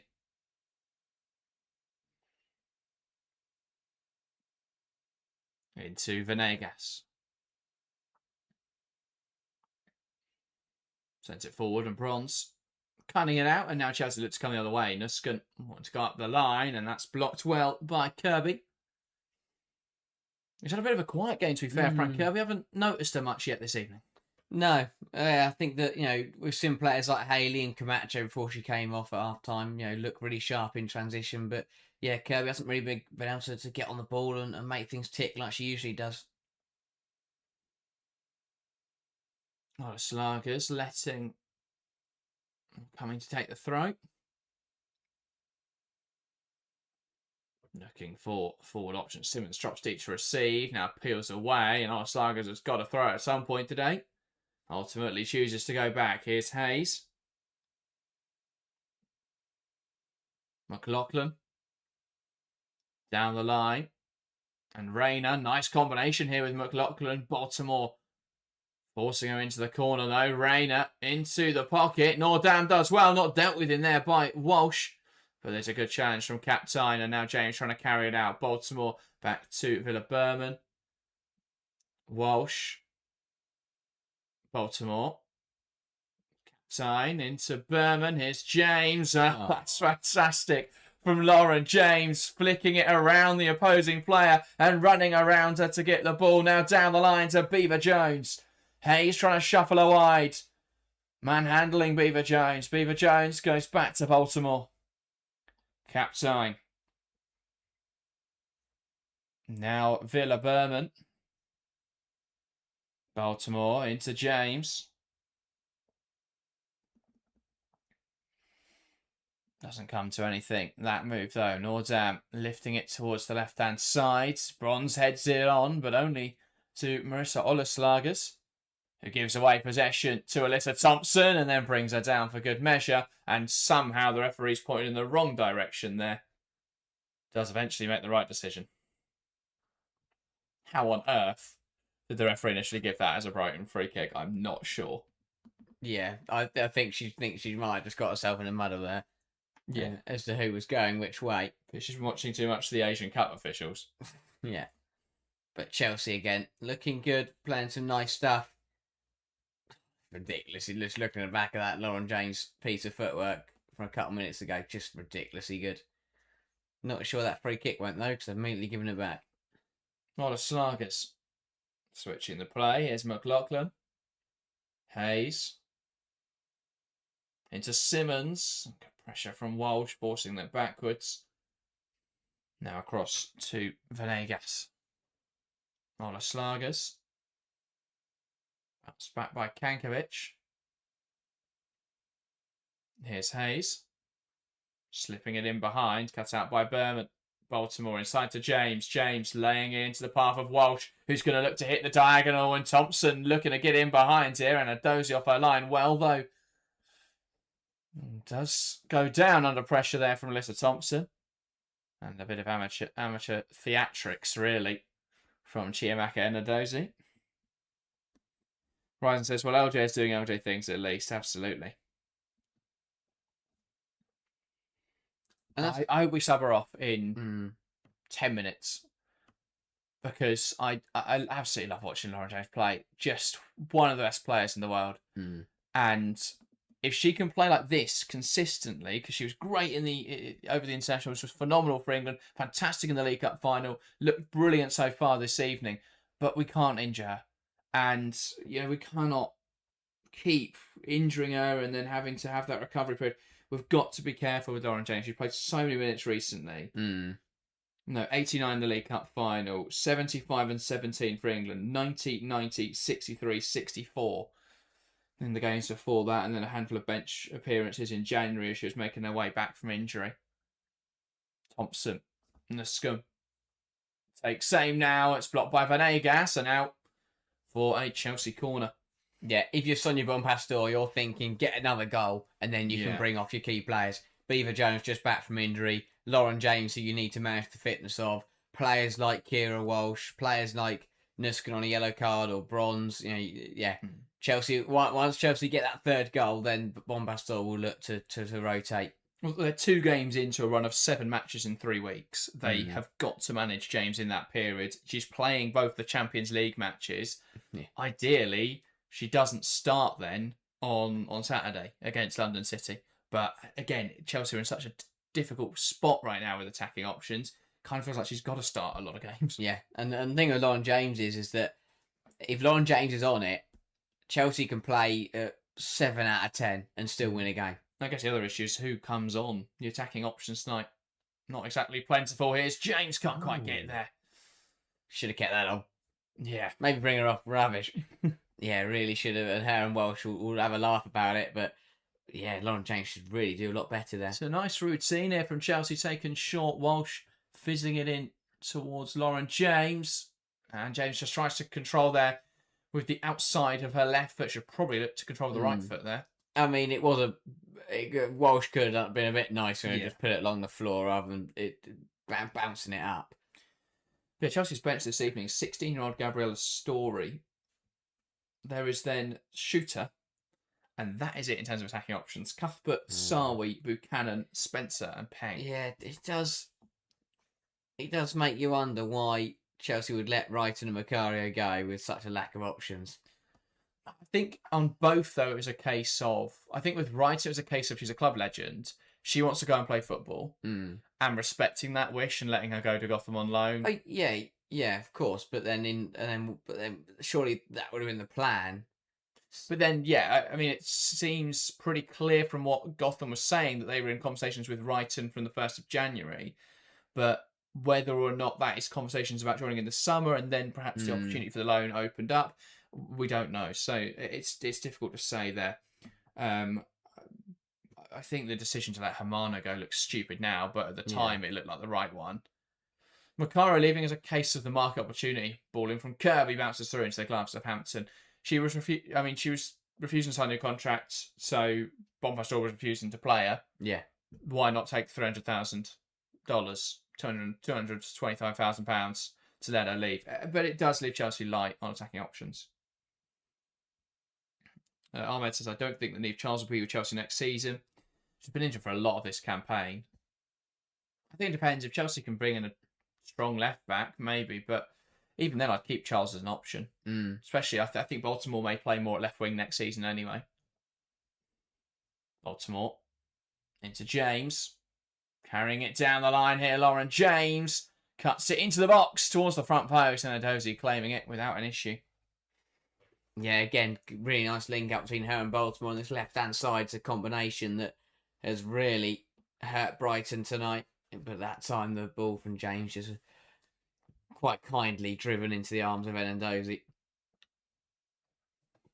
Yeah, and Zato Hermano is only out on loan at the moment. No option for a permanent either in that loan deal. It was very much a 6-month loan with the idea that we weren't going to get as many minutes because Macario and Wright were there, and then Macario and Wright have left. And Mara Alba's gone out on loan as well. So Chelsea very light on attacking options at the moment. Ball played inside and one back in there by Walsh. Rayner picks it up, but Walsh with a strong challenge. Now James. I think the idea as well was that Baltimore will be playing as a left winger. But because Charles is out injured and there's been so many injured at centre-half, so they've had to put Berman back at centre-back, they've had to put Baltimore left-back. Yeah. Pass across, looking for Thompson, and that is shielded well by Ola Slagas. Carnery, another one. I don't know what happened to Carnery's. Yeah, no. Played on Sunday. Yeah. Not in the squad today. It's a weird one. So whether it's just simple rest, but yeah. Well, says, what is Charles' injury? Is it mystery, in brackets pregnant, or is it known? I can't remember with Charles. I feel like there's been so many over... Obviously, at the start of last season, it was the shoulder, wasn't it? That ruled her out for like months. And then I want to say Bronze there caught in the challenge. That was late. And a yellow card for Bex Rayner. Yeah, it was late. Lucy Bronze with a brilliant piece of acting there. I mean, it's a foul. And she is caught. Oh, yeah, to be fair to Bronze, I thought she made a bit of a meal of it. But Rayner making quite a bit of contact there on the shin. Yeah, I'll take that back. I'd have gone down like that if I'd been kicked on the shin. I'd have gone down much, significantly worse. Yeah, yeah. I'd have done the Neymar roll, ended up in the penalty area. Yeah. Oh. Change for Chelsea then, it's Lauren James off. So I think listening to the stream there was Sonia Bompastor getting Lauren James off, Kadisha Buchanan on. So a bit of an adjustment then. That will see Captai moved into possibly a wide position. It will see Bronze become the right back. Nuskan push into midfield. So Captai onto the left wing, tucking inside. I'd into midfield. I'd rather see Kadisha Buchanan up front, personally. But on the left wing. That's what you do when you haven't got any attackers to bring on. You bring on a centre half. But yeah, no, that's smart from Bompastor. James only playing 56 minutes. You mentioned it there. That's the least minutes she's played of any game in her last, 4. Last 5. Yeah, important. Chelsea just need that second goal now, so they can potentially look at Story getting a debut shooter. I think first WSL minutes it would be for lowest shooter. Yeah. Hannah May says Hamano's goal earlier this morning or late last night was great in the Asian Cup. Yeah, it was incredible. Watching that game this morning, Japan were phenomenal once again. Ball poked through from Simmons, good goalkeeper from Hannah Hampton. But yeah, to score from that angle, absolutely ridiculous. And it's also interesting because Hamano's only really plays a 10 for Chelsea. Played a bit as a right winger under Hayes, but we've only really seen her as a 10 for Bompastor. But she's played exclusively as a winger for Japan and has actually quite really thrived in that role. And I'm looking at next season where we know Chelsea have got Ellie Carpenter, who's a very attacking, very aggressive fullback. I think that relationship between her and Hamano tucking in, the overlap run of Carpenter, I think that can work really nicely. I wouldn't be surprised that's something that they looked at. I think it's widely expected that Carnage could be a player who leaves Chelsea in the summer. They're going to need attacking options. I think they'll probably dip into the market somewhere. Yeah.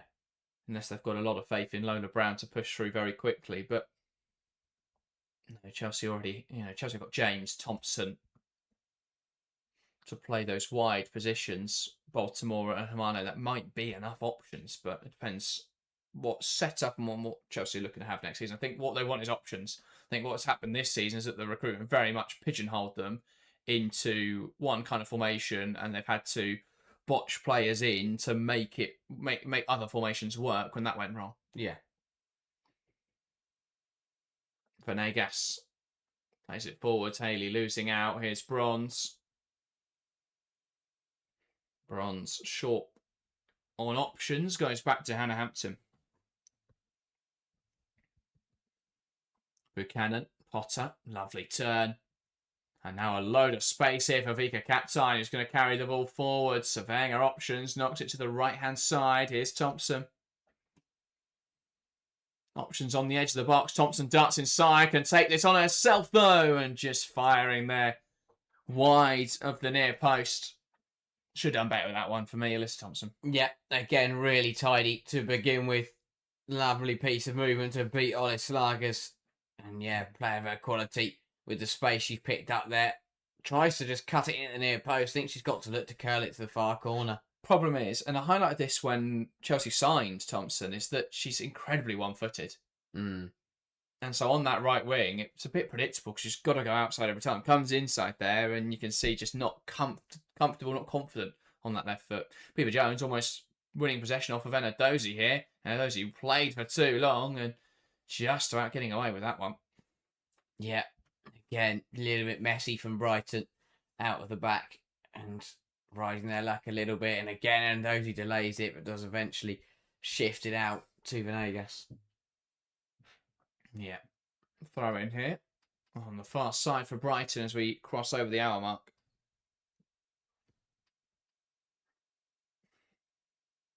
Yale says, apart from Ellie Carpenter, who else did we get from Lyon? Ahmed says Macario. Yeah, Lawrence. Bronze we didn't get directly, but ex-Lyon player.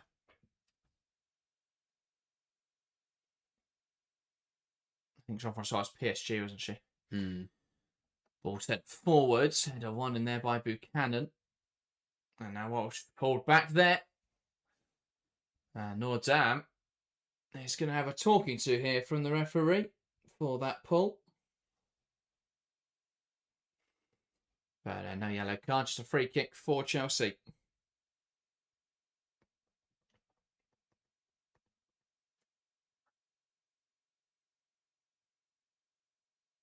Bronze into Walsh. Buchanan. Into Berman, looking down the line. Baltimore, that's a lovely dart inside. Back wide now to Captain. Berman, Walsh. Buchanan. Switching the play. And here's Nuskin. But it's fascinating how similar this setup is to what Chelsea tried to do at the start of the season. Yeah. Where you've got two wingers, but they're playing as 10s, which is what Chelsea started with at the start of the season. A central striker, the width comes from the fullbacks. The big difference is that Chelsea have taken a player who was, rather than having the player in the back three, they've taken an extra player into midfield. Yeah. And it just seems to be giving Chelsea a better balance, I think, now. And I think when we're looking at next season, it's definitely going to be focusing on how they can really improve on that, bringing in players who are better, or bringing in players who have the profiles to fit that kind of system. Wingers who can tuck inside. And obviously you've got players like Thompson who that's not really her strong suit, but on the left wing could absolutely do that. Yeah. So interesting to see how Chelsea go about that. McLaughlin. Nordam. Out towards the left-hand side. Venegas. Kirby. Venegas. That's one back well in there by Thompson, who can carry this ball forwards, lifting it over the top and giving Beaver Jones Sutton a chase. And well, she had the beating of Venegas, but Benadozi came out well and knocks it out of play. Yeah, Chelsea just looking to kill this game off. Third goal is very important at this stage because all it takes is one Brighton counter-attack to level this match up. And Chelsea cannot afford that at this point in the season. Yeah.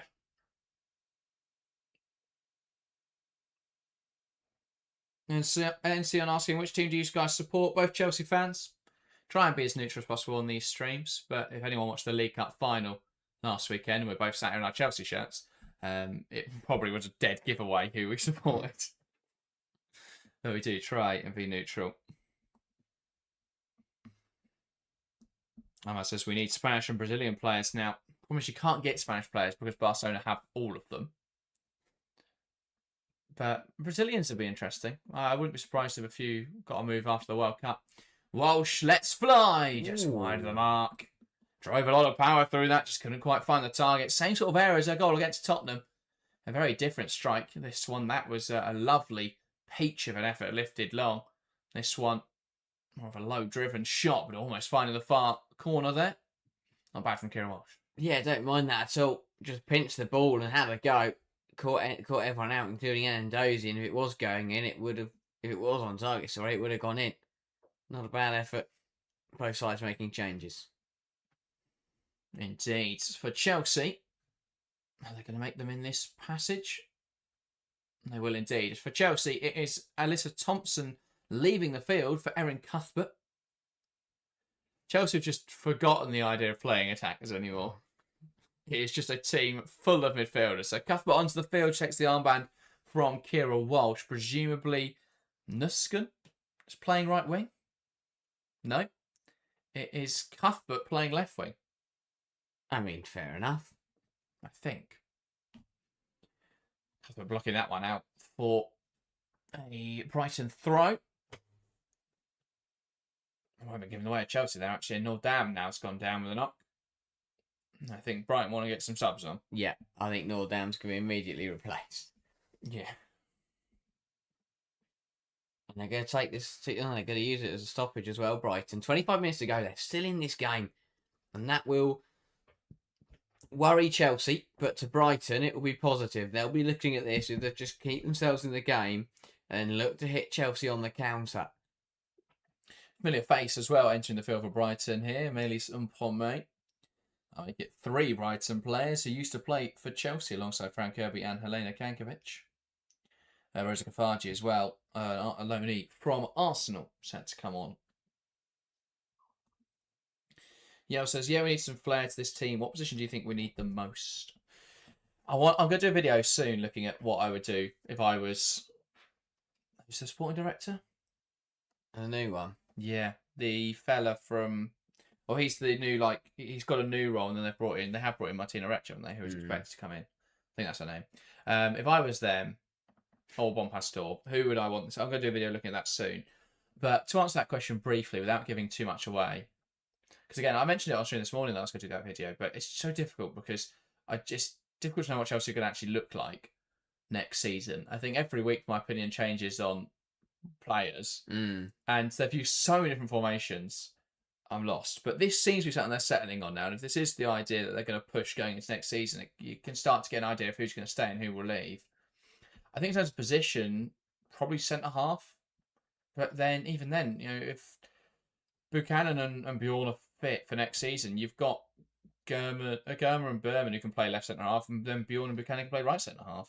So even if Bright leaves, you're probably okay. You may look for a fifth option if something's available. And it's Baltimore. Potentially someone homegrown, because I think Chelsea will lose a couple English players. So maybe that's an option. It depends who stays as well, who stays and goes. If they decide it's that Sam Kerr wants to move on or something like that, then they need to look for a striker. I would keep Sam Kerr though. I think she's been incredible at the Asian Cup. Baltimore lifts it in towards the back post, and it's cleared away just about by Manuela Venegas. Here is Haley. Strong challenge from Bronze. I think she just may have caught a bit of the player there as well as the ball. Yeah, does concede the free kick, but another great ball in from Baltimore. Dealt with well by Hayes, but Sonny Baltimore, those deliveries have been on the money tonight. Already got an assist to her name, and yeah, enjoyed a really strong evening. And James back out here. I'm slightly concerned she was injured. I think she's just holding something on her thigh there. Yeah, I think she's got ice on her thigh. I think they're looking at that and going, "Oh, is she injured? She injured?" But that's just recovery. Yeah. I'd rather all the players have ice on than injured. Yeah, you see a majority of players will come off the pitch nowadays and have something on them. We do after stream. Just ice packs. Yeah. After the strain. Kirby knocks it to the right-hand side. Kofaji up against Berman. Nice turn there from Rosa Kofaji, poking it forwards, and Bronze able to get there and knocking it out of play. Kofaji will work hard here. Try and keep it in. Lets it go for a throw-in, though. And it's been given the way of Chelsea, which I'm a little surprised about there. Yeah, not quite sure how that's the case, but hey-ho. Blues, you look to see this one out. 20 minutes feels like a long time. That feels like this half's been going on for quite a while. But, still yet to have a goal in this second half. Oh, that's brilliant. Brilliant football. But knocks it out to the right-hand side. Ball fed through from Nuskin, looking for Captain, and Mpome intercepting. Simmons. Back to McLaughlin. And now Enadozi lifting to the left-hand side. Venegas. One back well in there by Captain. It's out of play though for a Brighton throw-in.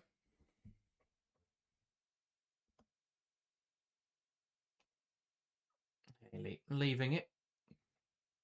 20 minutes to go then. Chelsea just haven't killed this game off yet. A little bit frustrating. It's one of those games where they're in control of the ball. They're the ones with the momentum. Brighton really haven't come forwards in this second half. They really haven't hurt Chelsea. But they're the kind of games that you can get stung in because you just get lulled into a false sense of security. And despite the fact you're in control of the game, you're only a goal up. Yeah, so didn't we have a chance to get Lily Johannes and Sonia said no. Don't think it was anything to do with Sonia. I think it was the price. I think Chelsea didn't want to get into a bidding war with Leones for her. Same reason they pulled out of Olivia Smith. They were interested in Olivia Smith, and they were offering 500,000, and then Arsenal bid 1.1 million. And Chelsea weren't interested anymore, based on some reports. But yeah.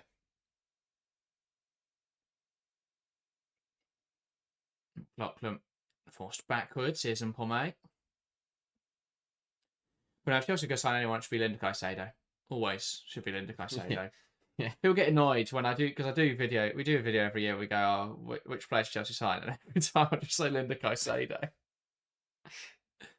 I will just keep saying it until Chelsea sign her. Yeah.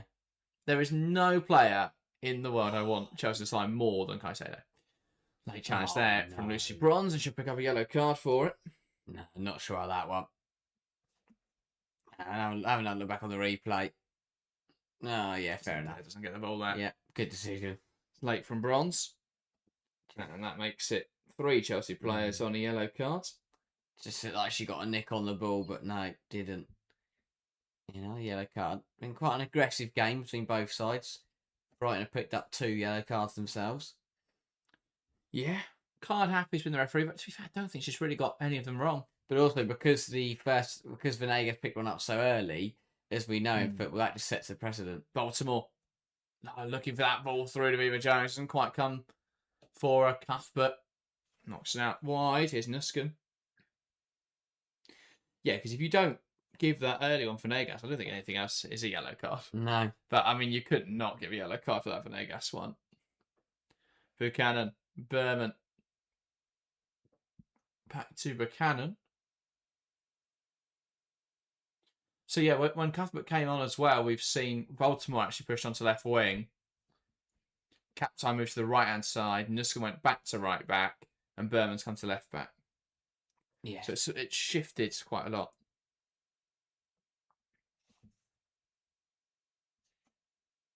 Hampton drawing the press. Across now to Bronze.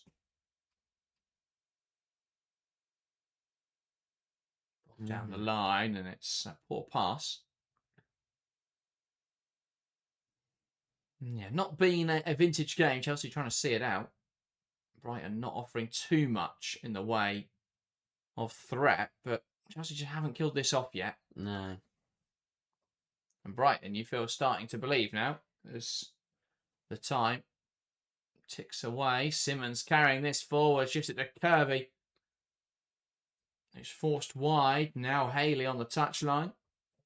Venegas lifts it in there and headed away well by Cuthbert. And it'll drop now for Beaver Jones, who holds it up well, shifts it to Potter. Potter shields it from Hayes and is brought down. It's a free kick for Chelsea. Yeah, it's one of those halves where neither side have looked like scoring, really. As you say, Chelsea are just looking to take the pace out of it and see it through, and Brighton they're happy to just make sure they're still in the game, and then they'll look to, you'd expect them to push for it in now really. We're approaching the latter stages, last 15 minutes. Lovely turn from Buchanan, tries to play it left. Just slightly overhit there from Kadisha Buchanan. It was a difficult pass because she was already sort of falling over. Hayes now and Pomay. Back to Hayes.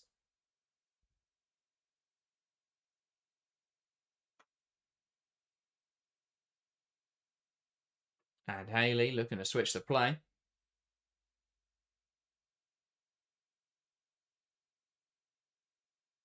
Wide to the left-hand side. Here's Kafaji. And Pomay. Kafaji. Looking for options on the edge of the box. Kafaji looking to cut inside. Knocks it to Maisie Simmons now. And Pomay, Simmons. And that is one back by Buchanan. And it's cleared away. Wide with McLaughlin. Right, and just failed to make that work. It's a heavy touch in there from Simmons. Bronze down as well. Is it just one of those kind of games where Brighton are going to nick a goal late on? It just feels like it's going that way. I mean, they haven't had a shot in the second half. But football's a funny game, and you just sense that Chelsea haven't killed this off, and you'd expect Brighton to get at least one chance in these final minutes. Cap time. Wide now. Into Bronze.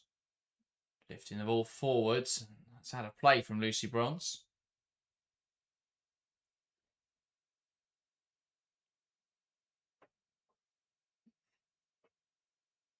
Hollis Slagers. And Hayes across to Mpome.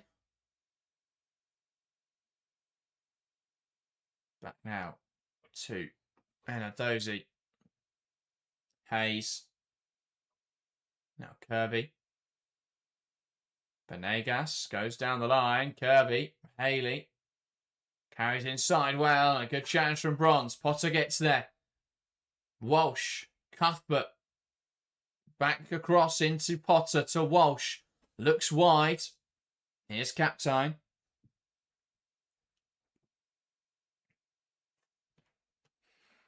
Back now into Bronze. Left one on Beaker Captain there. Did Manuel Venegas. And I think a little lucky there that in the fourth, the assistant referee right in front of it. Yeah.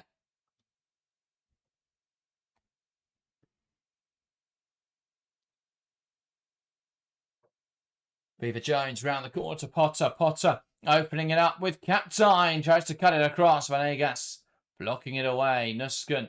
Potter. Touching it back to Buchanan. Under pressure. Goes all the way back to Hannah Hampton.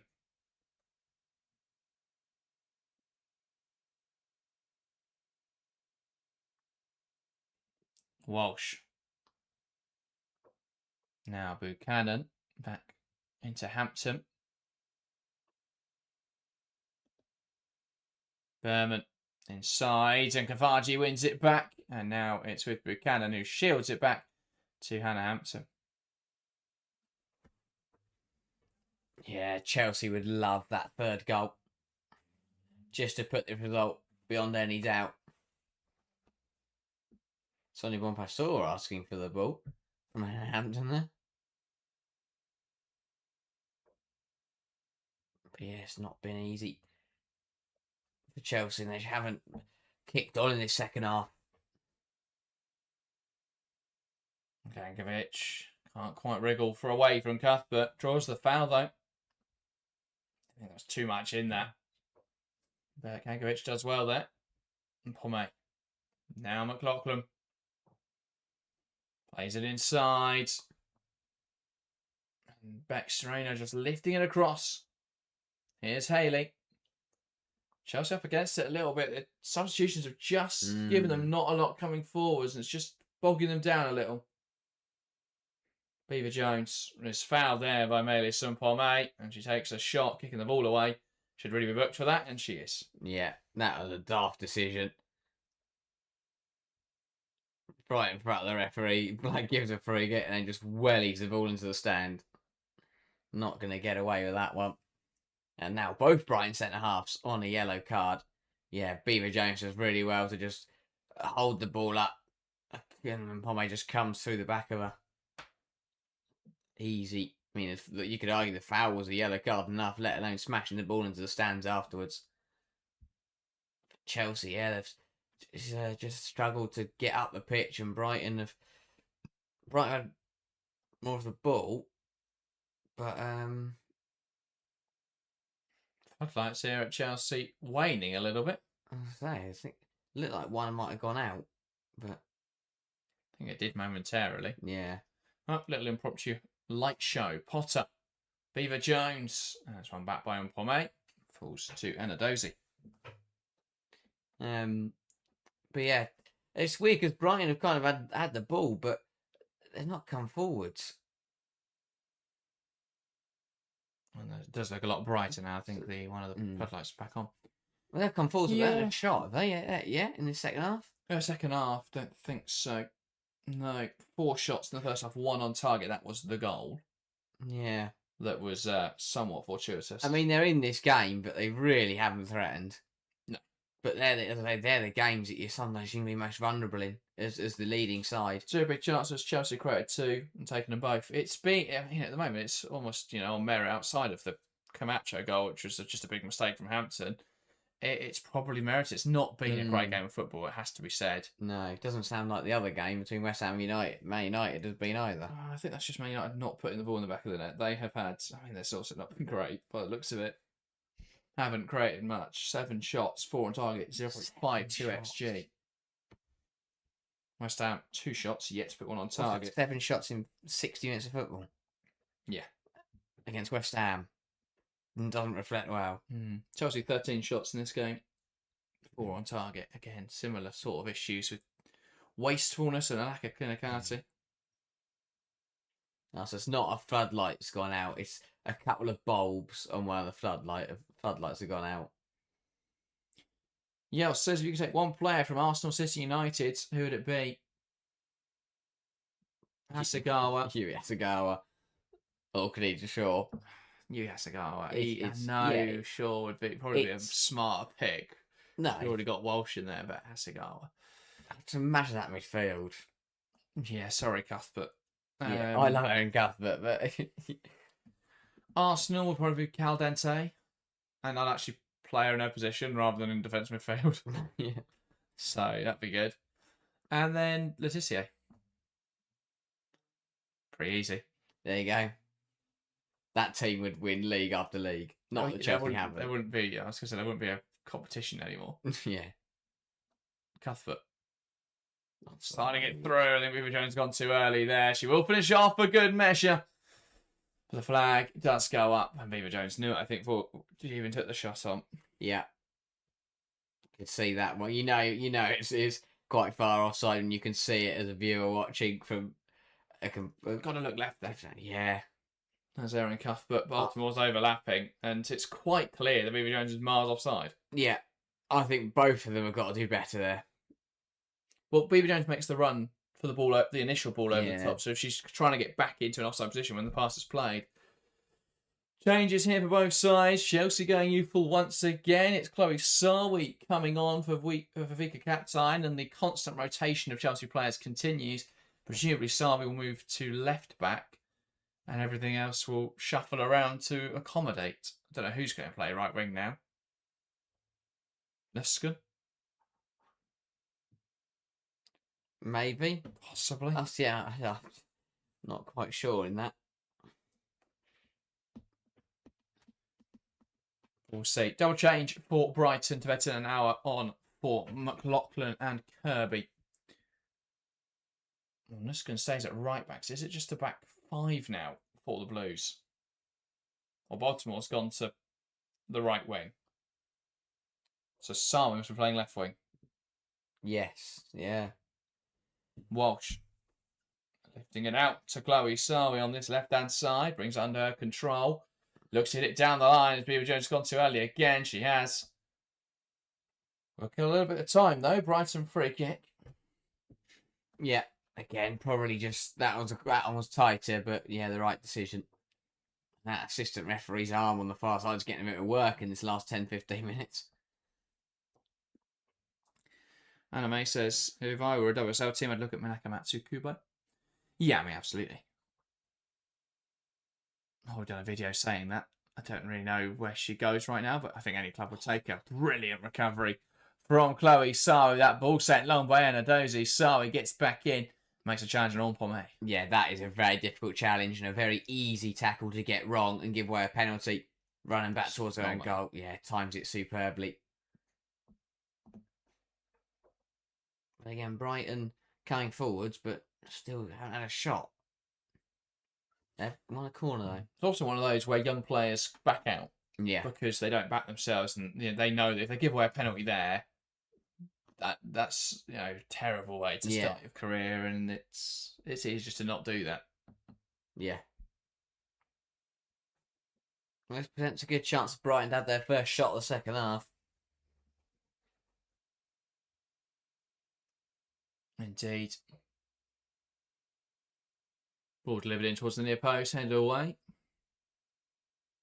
And now knocked wide into Kankovic. Kafaji trying to open up space for the cross. Lifted over the top. And that's cut out well by Hampton. He's going to go to ground and slow the game down.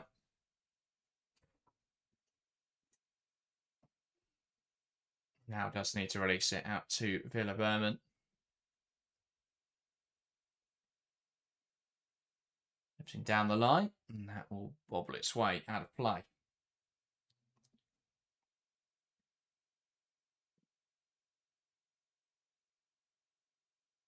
Intercepted well by Cuthbert, deemed a foul there initially though, so it's now a free kick for Brighton. 5 minutes left, 4 minutes left really, plus additional time. It's a bit of a nervy one here. Chelsea just haven't quite killed the game off still. No. Can Brighton mount some sort of challenge? I mean, it'd be something, wouldn't it, if they were to level this game up with one shot. But I think all it takes in football is one shot. Doesn't matter, they haven't had one in the last 42 minutes. Yeah. If they have one and it goes in, level game.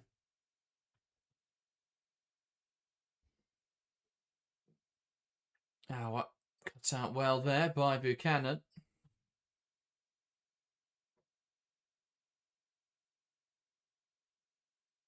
And now Brighton with a throw on the near side out. Simmons into Rayner. Sarge tries to go down the line. Flipped around. Nice stuff from Walsh there. He plays it to Buchanan. Now Cuthbert. Walsh got caught in there. Cuthbert battling away. Rayner with nowhere to go. Manages to squeeze it out. He squeezes it off the field of play. Out for Chelsea throwing on this near side. Yeah, really good from Cuthbert. Just putting in the hard yards, being aggressive, being assertive and coming away and winning their side of throwing.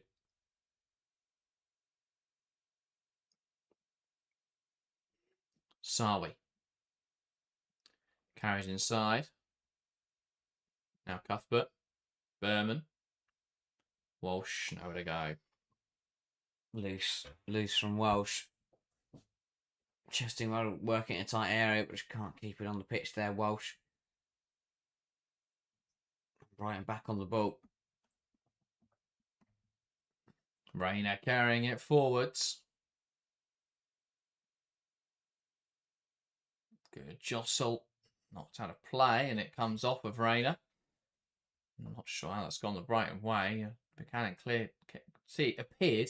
It's not that into Vex, Rayner. Switch the play here. From Kankovic to Haley. Haley darts inside. Dealt with well by Bronze. And now Cuthbert makes the challenge, and that's a soft foul. And Aaron Cuthbert's going to go in the book somehow for this one. I'm not sure about this. Cuthbert makes it. Oh, so it's the push from Walsh, but I don't think that's a foul. That's not a foul. It's not. It's shoulder to shoulder, and that's not a push. No, it's shoulder to shoulder. That's not a push. Big poor decision there. Brighton now the chance to either get a shot on goal or put this in the box. You think they'll just put it on target, surely. Yeah, have to. It's been a good night for the officials, but if this is curled to the top corner, then it's not going to end well for them. Yeah, I was going to say something. They've shifted the result with a poor decision. Simmons takes aim, fires straight at the wall. And the shot now forwards. It's one back. Nusken towards Lucy Bronze, who leads the charge. Sarwi to her right in support. Bronze carries it forwards. Looking for support. Goes backwards instead. An option down the line as Sarwi made an intelligent run. Buchanan into Sarwi. Shields the ball well. Here's Bronze. Chelsea still well out of position. And that's given away by Bronze to Mpome. 4 minutes of additional time in this match, and a switch of the play now to the left-hand side. Brighton hitting it down the line. Nusken gets across. Goes back to Hannah Hampton. And Hampton launching it long, and Beaver Jones will give chase here, putting Hayes under pressure. Hayes running it out of play and out for a Chelsea throw-in. Brilliant from Beaver Jones looking for support. Nothing. No one is anywhere near it yet. Superb. Just hassled and forced the error from Hayes. And yeah, Chelsea not in a rush to get themselves up the pitch here. Indeed. Player of the match. Ooh, that's a good one. I think it's difficult because the second half has been a bit of a slow one. I thought, James was brilliant. Potter again was superb. Thompson as well. Had a good game, another game for Berman. I'll go Potter. I think, yeah, really, really strong. Got our first Chelsea goal. But yeah, plenty of decent performances out there. Yeah, for me, Sonny Baltimore. I think Yes, yeah. seeing that attacking intent return to her game is really important. I mean, Alyssa Thompson, you said in there, goal and assist for her tonight. Can't really. The second assist was a bit. You know, was it really an assist? Just how much of a part do you have to play in that? But yeah, I thought for me, Sonny Baltimore starting to see that attacking intent again. If that combination between her and James can be built upon, look, obviously once Carpenter's back to build a relationship on the right wing as well, something's coming for Chelsea. We hope. Free kick swung forwards by Kankovic, headed away by Buchanan. Shot now from range, charged down and blocked away by Khadija Buchanan. Hey, right, get away from Baltimore. That's clumsy. That's poor from Sonny Baltimore. Just catching her there. Hayley is going absolutely nowhere here. She's stuck in the corner, and Baltimore, for some reason, decides to dive in and gets it wrong. Really poor decision from Baltimore at this point in the game. Good position now for Brighton. So unnecessary. Simmons over this. Ball in, dealt with at the near post. And that's out for a corner. There's an argument there for a handball for the Brighton players. Cuthbert saying she knew very little about it. So it wasn't dealt with convincingly, was it? Wasn't a great free kick, and both Cuthbert and Nusken there at the front post should deal with that better. And a Dozy up for it now. Ball delivered in on top of Hampton. Hampton pushes it away. Potter charges down the shot well. And now Bertrand trying to create space. Beaver Jones blocks it. Another corner. Brilliant piece of goalkeeping from Hampton on their own goal line, and Potter does well to get out to the rebound. Brighton keep it alive well, though, and Beaver Jones is forced to put it out for another corner. Natozi's still lurking in the penalty area. Ball in. That seems a bit overhit, and it's cleared away. Headed back towards goal. Potter trying to get it out and can't quite get it clear. And it is now Baltimore. No one can just get the ball clear. Kankovic. Swung back in by Rayner. Headed away. And Beaver Jones will get there. Knocking it up the line and out of play. And Adozi keeping it in, though. And that is the final whistle here at Kingsmeadow. A nervy end to the game there for the reigning champions, but Chelsea do come through it with a big 3 points. That's a gain on the leaders, Manchester City, albeit they still trail by 7 points. It feels very unlikely that they could mount anything in the title race. But in terms of that race for Champions League football, it gives them a 4-point buffer to Arsenal, although Arsenal do have matches in hand. And Manchester United, well, if they can't turn things around against West Ham, where it's still 0-0 with 20 minutes to play, then Chelsea would sit second in the WSL. Not a vintage performance, but a better showing from Chelsea. And outside of a late scare and a big mistake from Anna Hampton, they weren't ever seriously threatened by Brighton. And then Chelsea 2, Brighton 1. Yeah, as you say, good enough from Chelsea to get the job done. I think that the first half was a strong performance and would have liked to have been further ahead. The second half, it wasn't brilliant, but when the opposition take 40 minutes to have a shot in that second half, you don't need to be brilliant to win the game. Good enough from Chelsea, and now 3 points on the board, and they'll look to just keep ticking over and get closer to City a little bit, closer to claiming Champions League qualification and keep the wins rolling. But yeah, an important victory against a Brighton side who defended valiantly. They'd have liked to have done more coming forwards. As I say, only having a couple of shots in the second half and not getting a shot away until the 85th minute in that second half will be frustrating. But yeah, across the board, good enough from Chelsea. Brighton, better, but once again, not getting the result across the line. Yeah, indeed. Well, that is everything really for this stream. We'll be back this weekend with more action across women's football on Friday. Join us or look out for a video. We'll be previewing the Asian Cup, Women's Asian Cup final. Join us as well on Saturday morning for a double header at 8:45 will be here live for the Women's Asian Cup final. Japan taking on Australia in that contest. And once that finishes, we'll be live as Chelsea take on London City. So look out for that on Saturday. Nothing on Sunday this week, although there are WSL games, but we will be back to round them up next week. Remember as well, we're back tomorrow to round up the WSL action because we did skip the Monday show. So we'll be back tomorrow evening to talk all the WSL games. We'll be remembering, casting our minds back to the weekend, as well as discussing Chelsea's performance tonight and whatever Manchester United are doing in their game against West Ham. So we're back for all that tomorrow, so look out for that. That, though, is everything from us today. Thank you guys very much for watching, and we'll see you next time.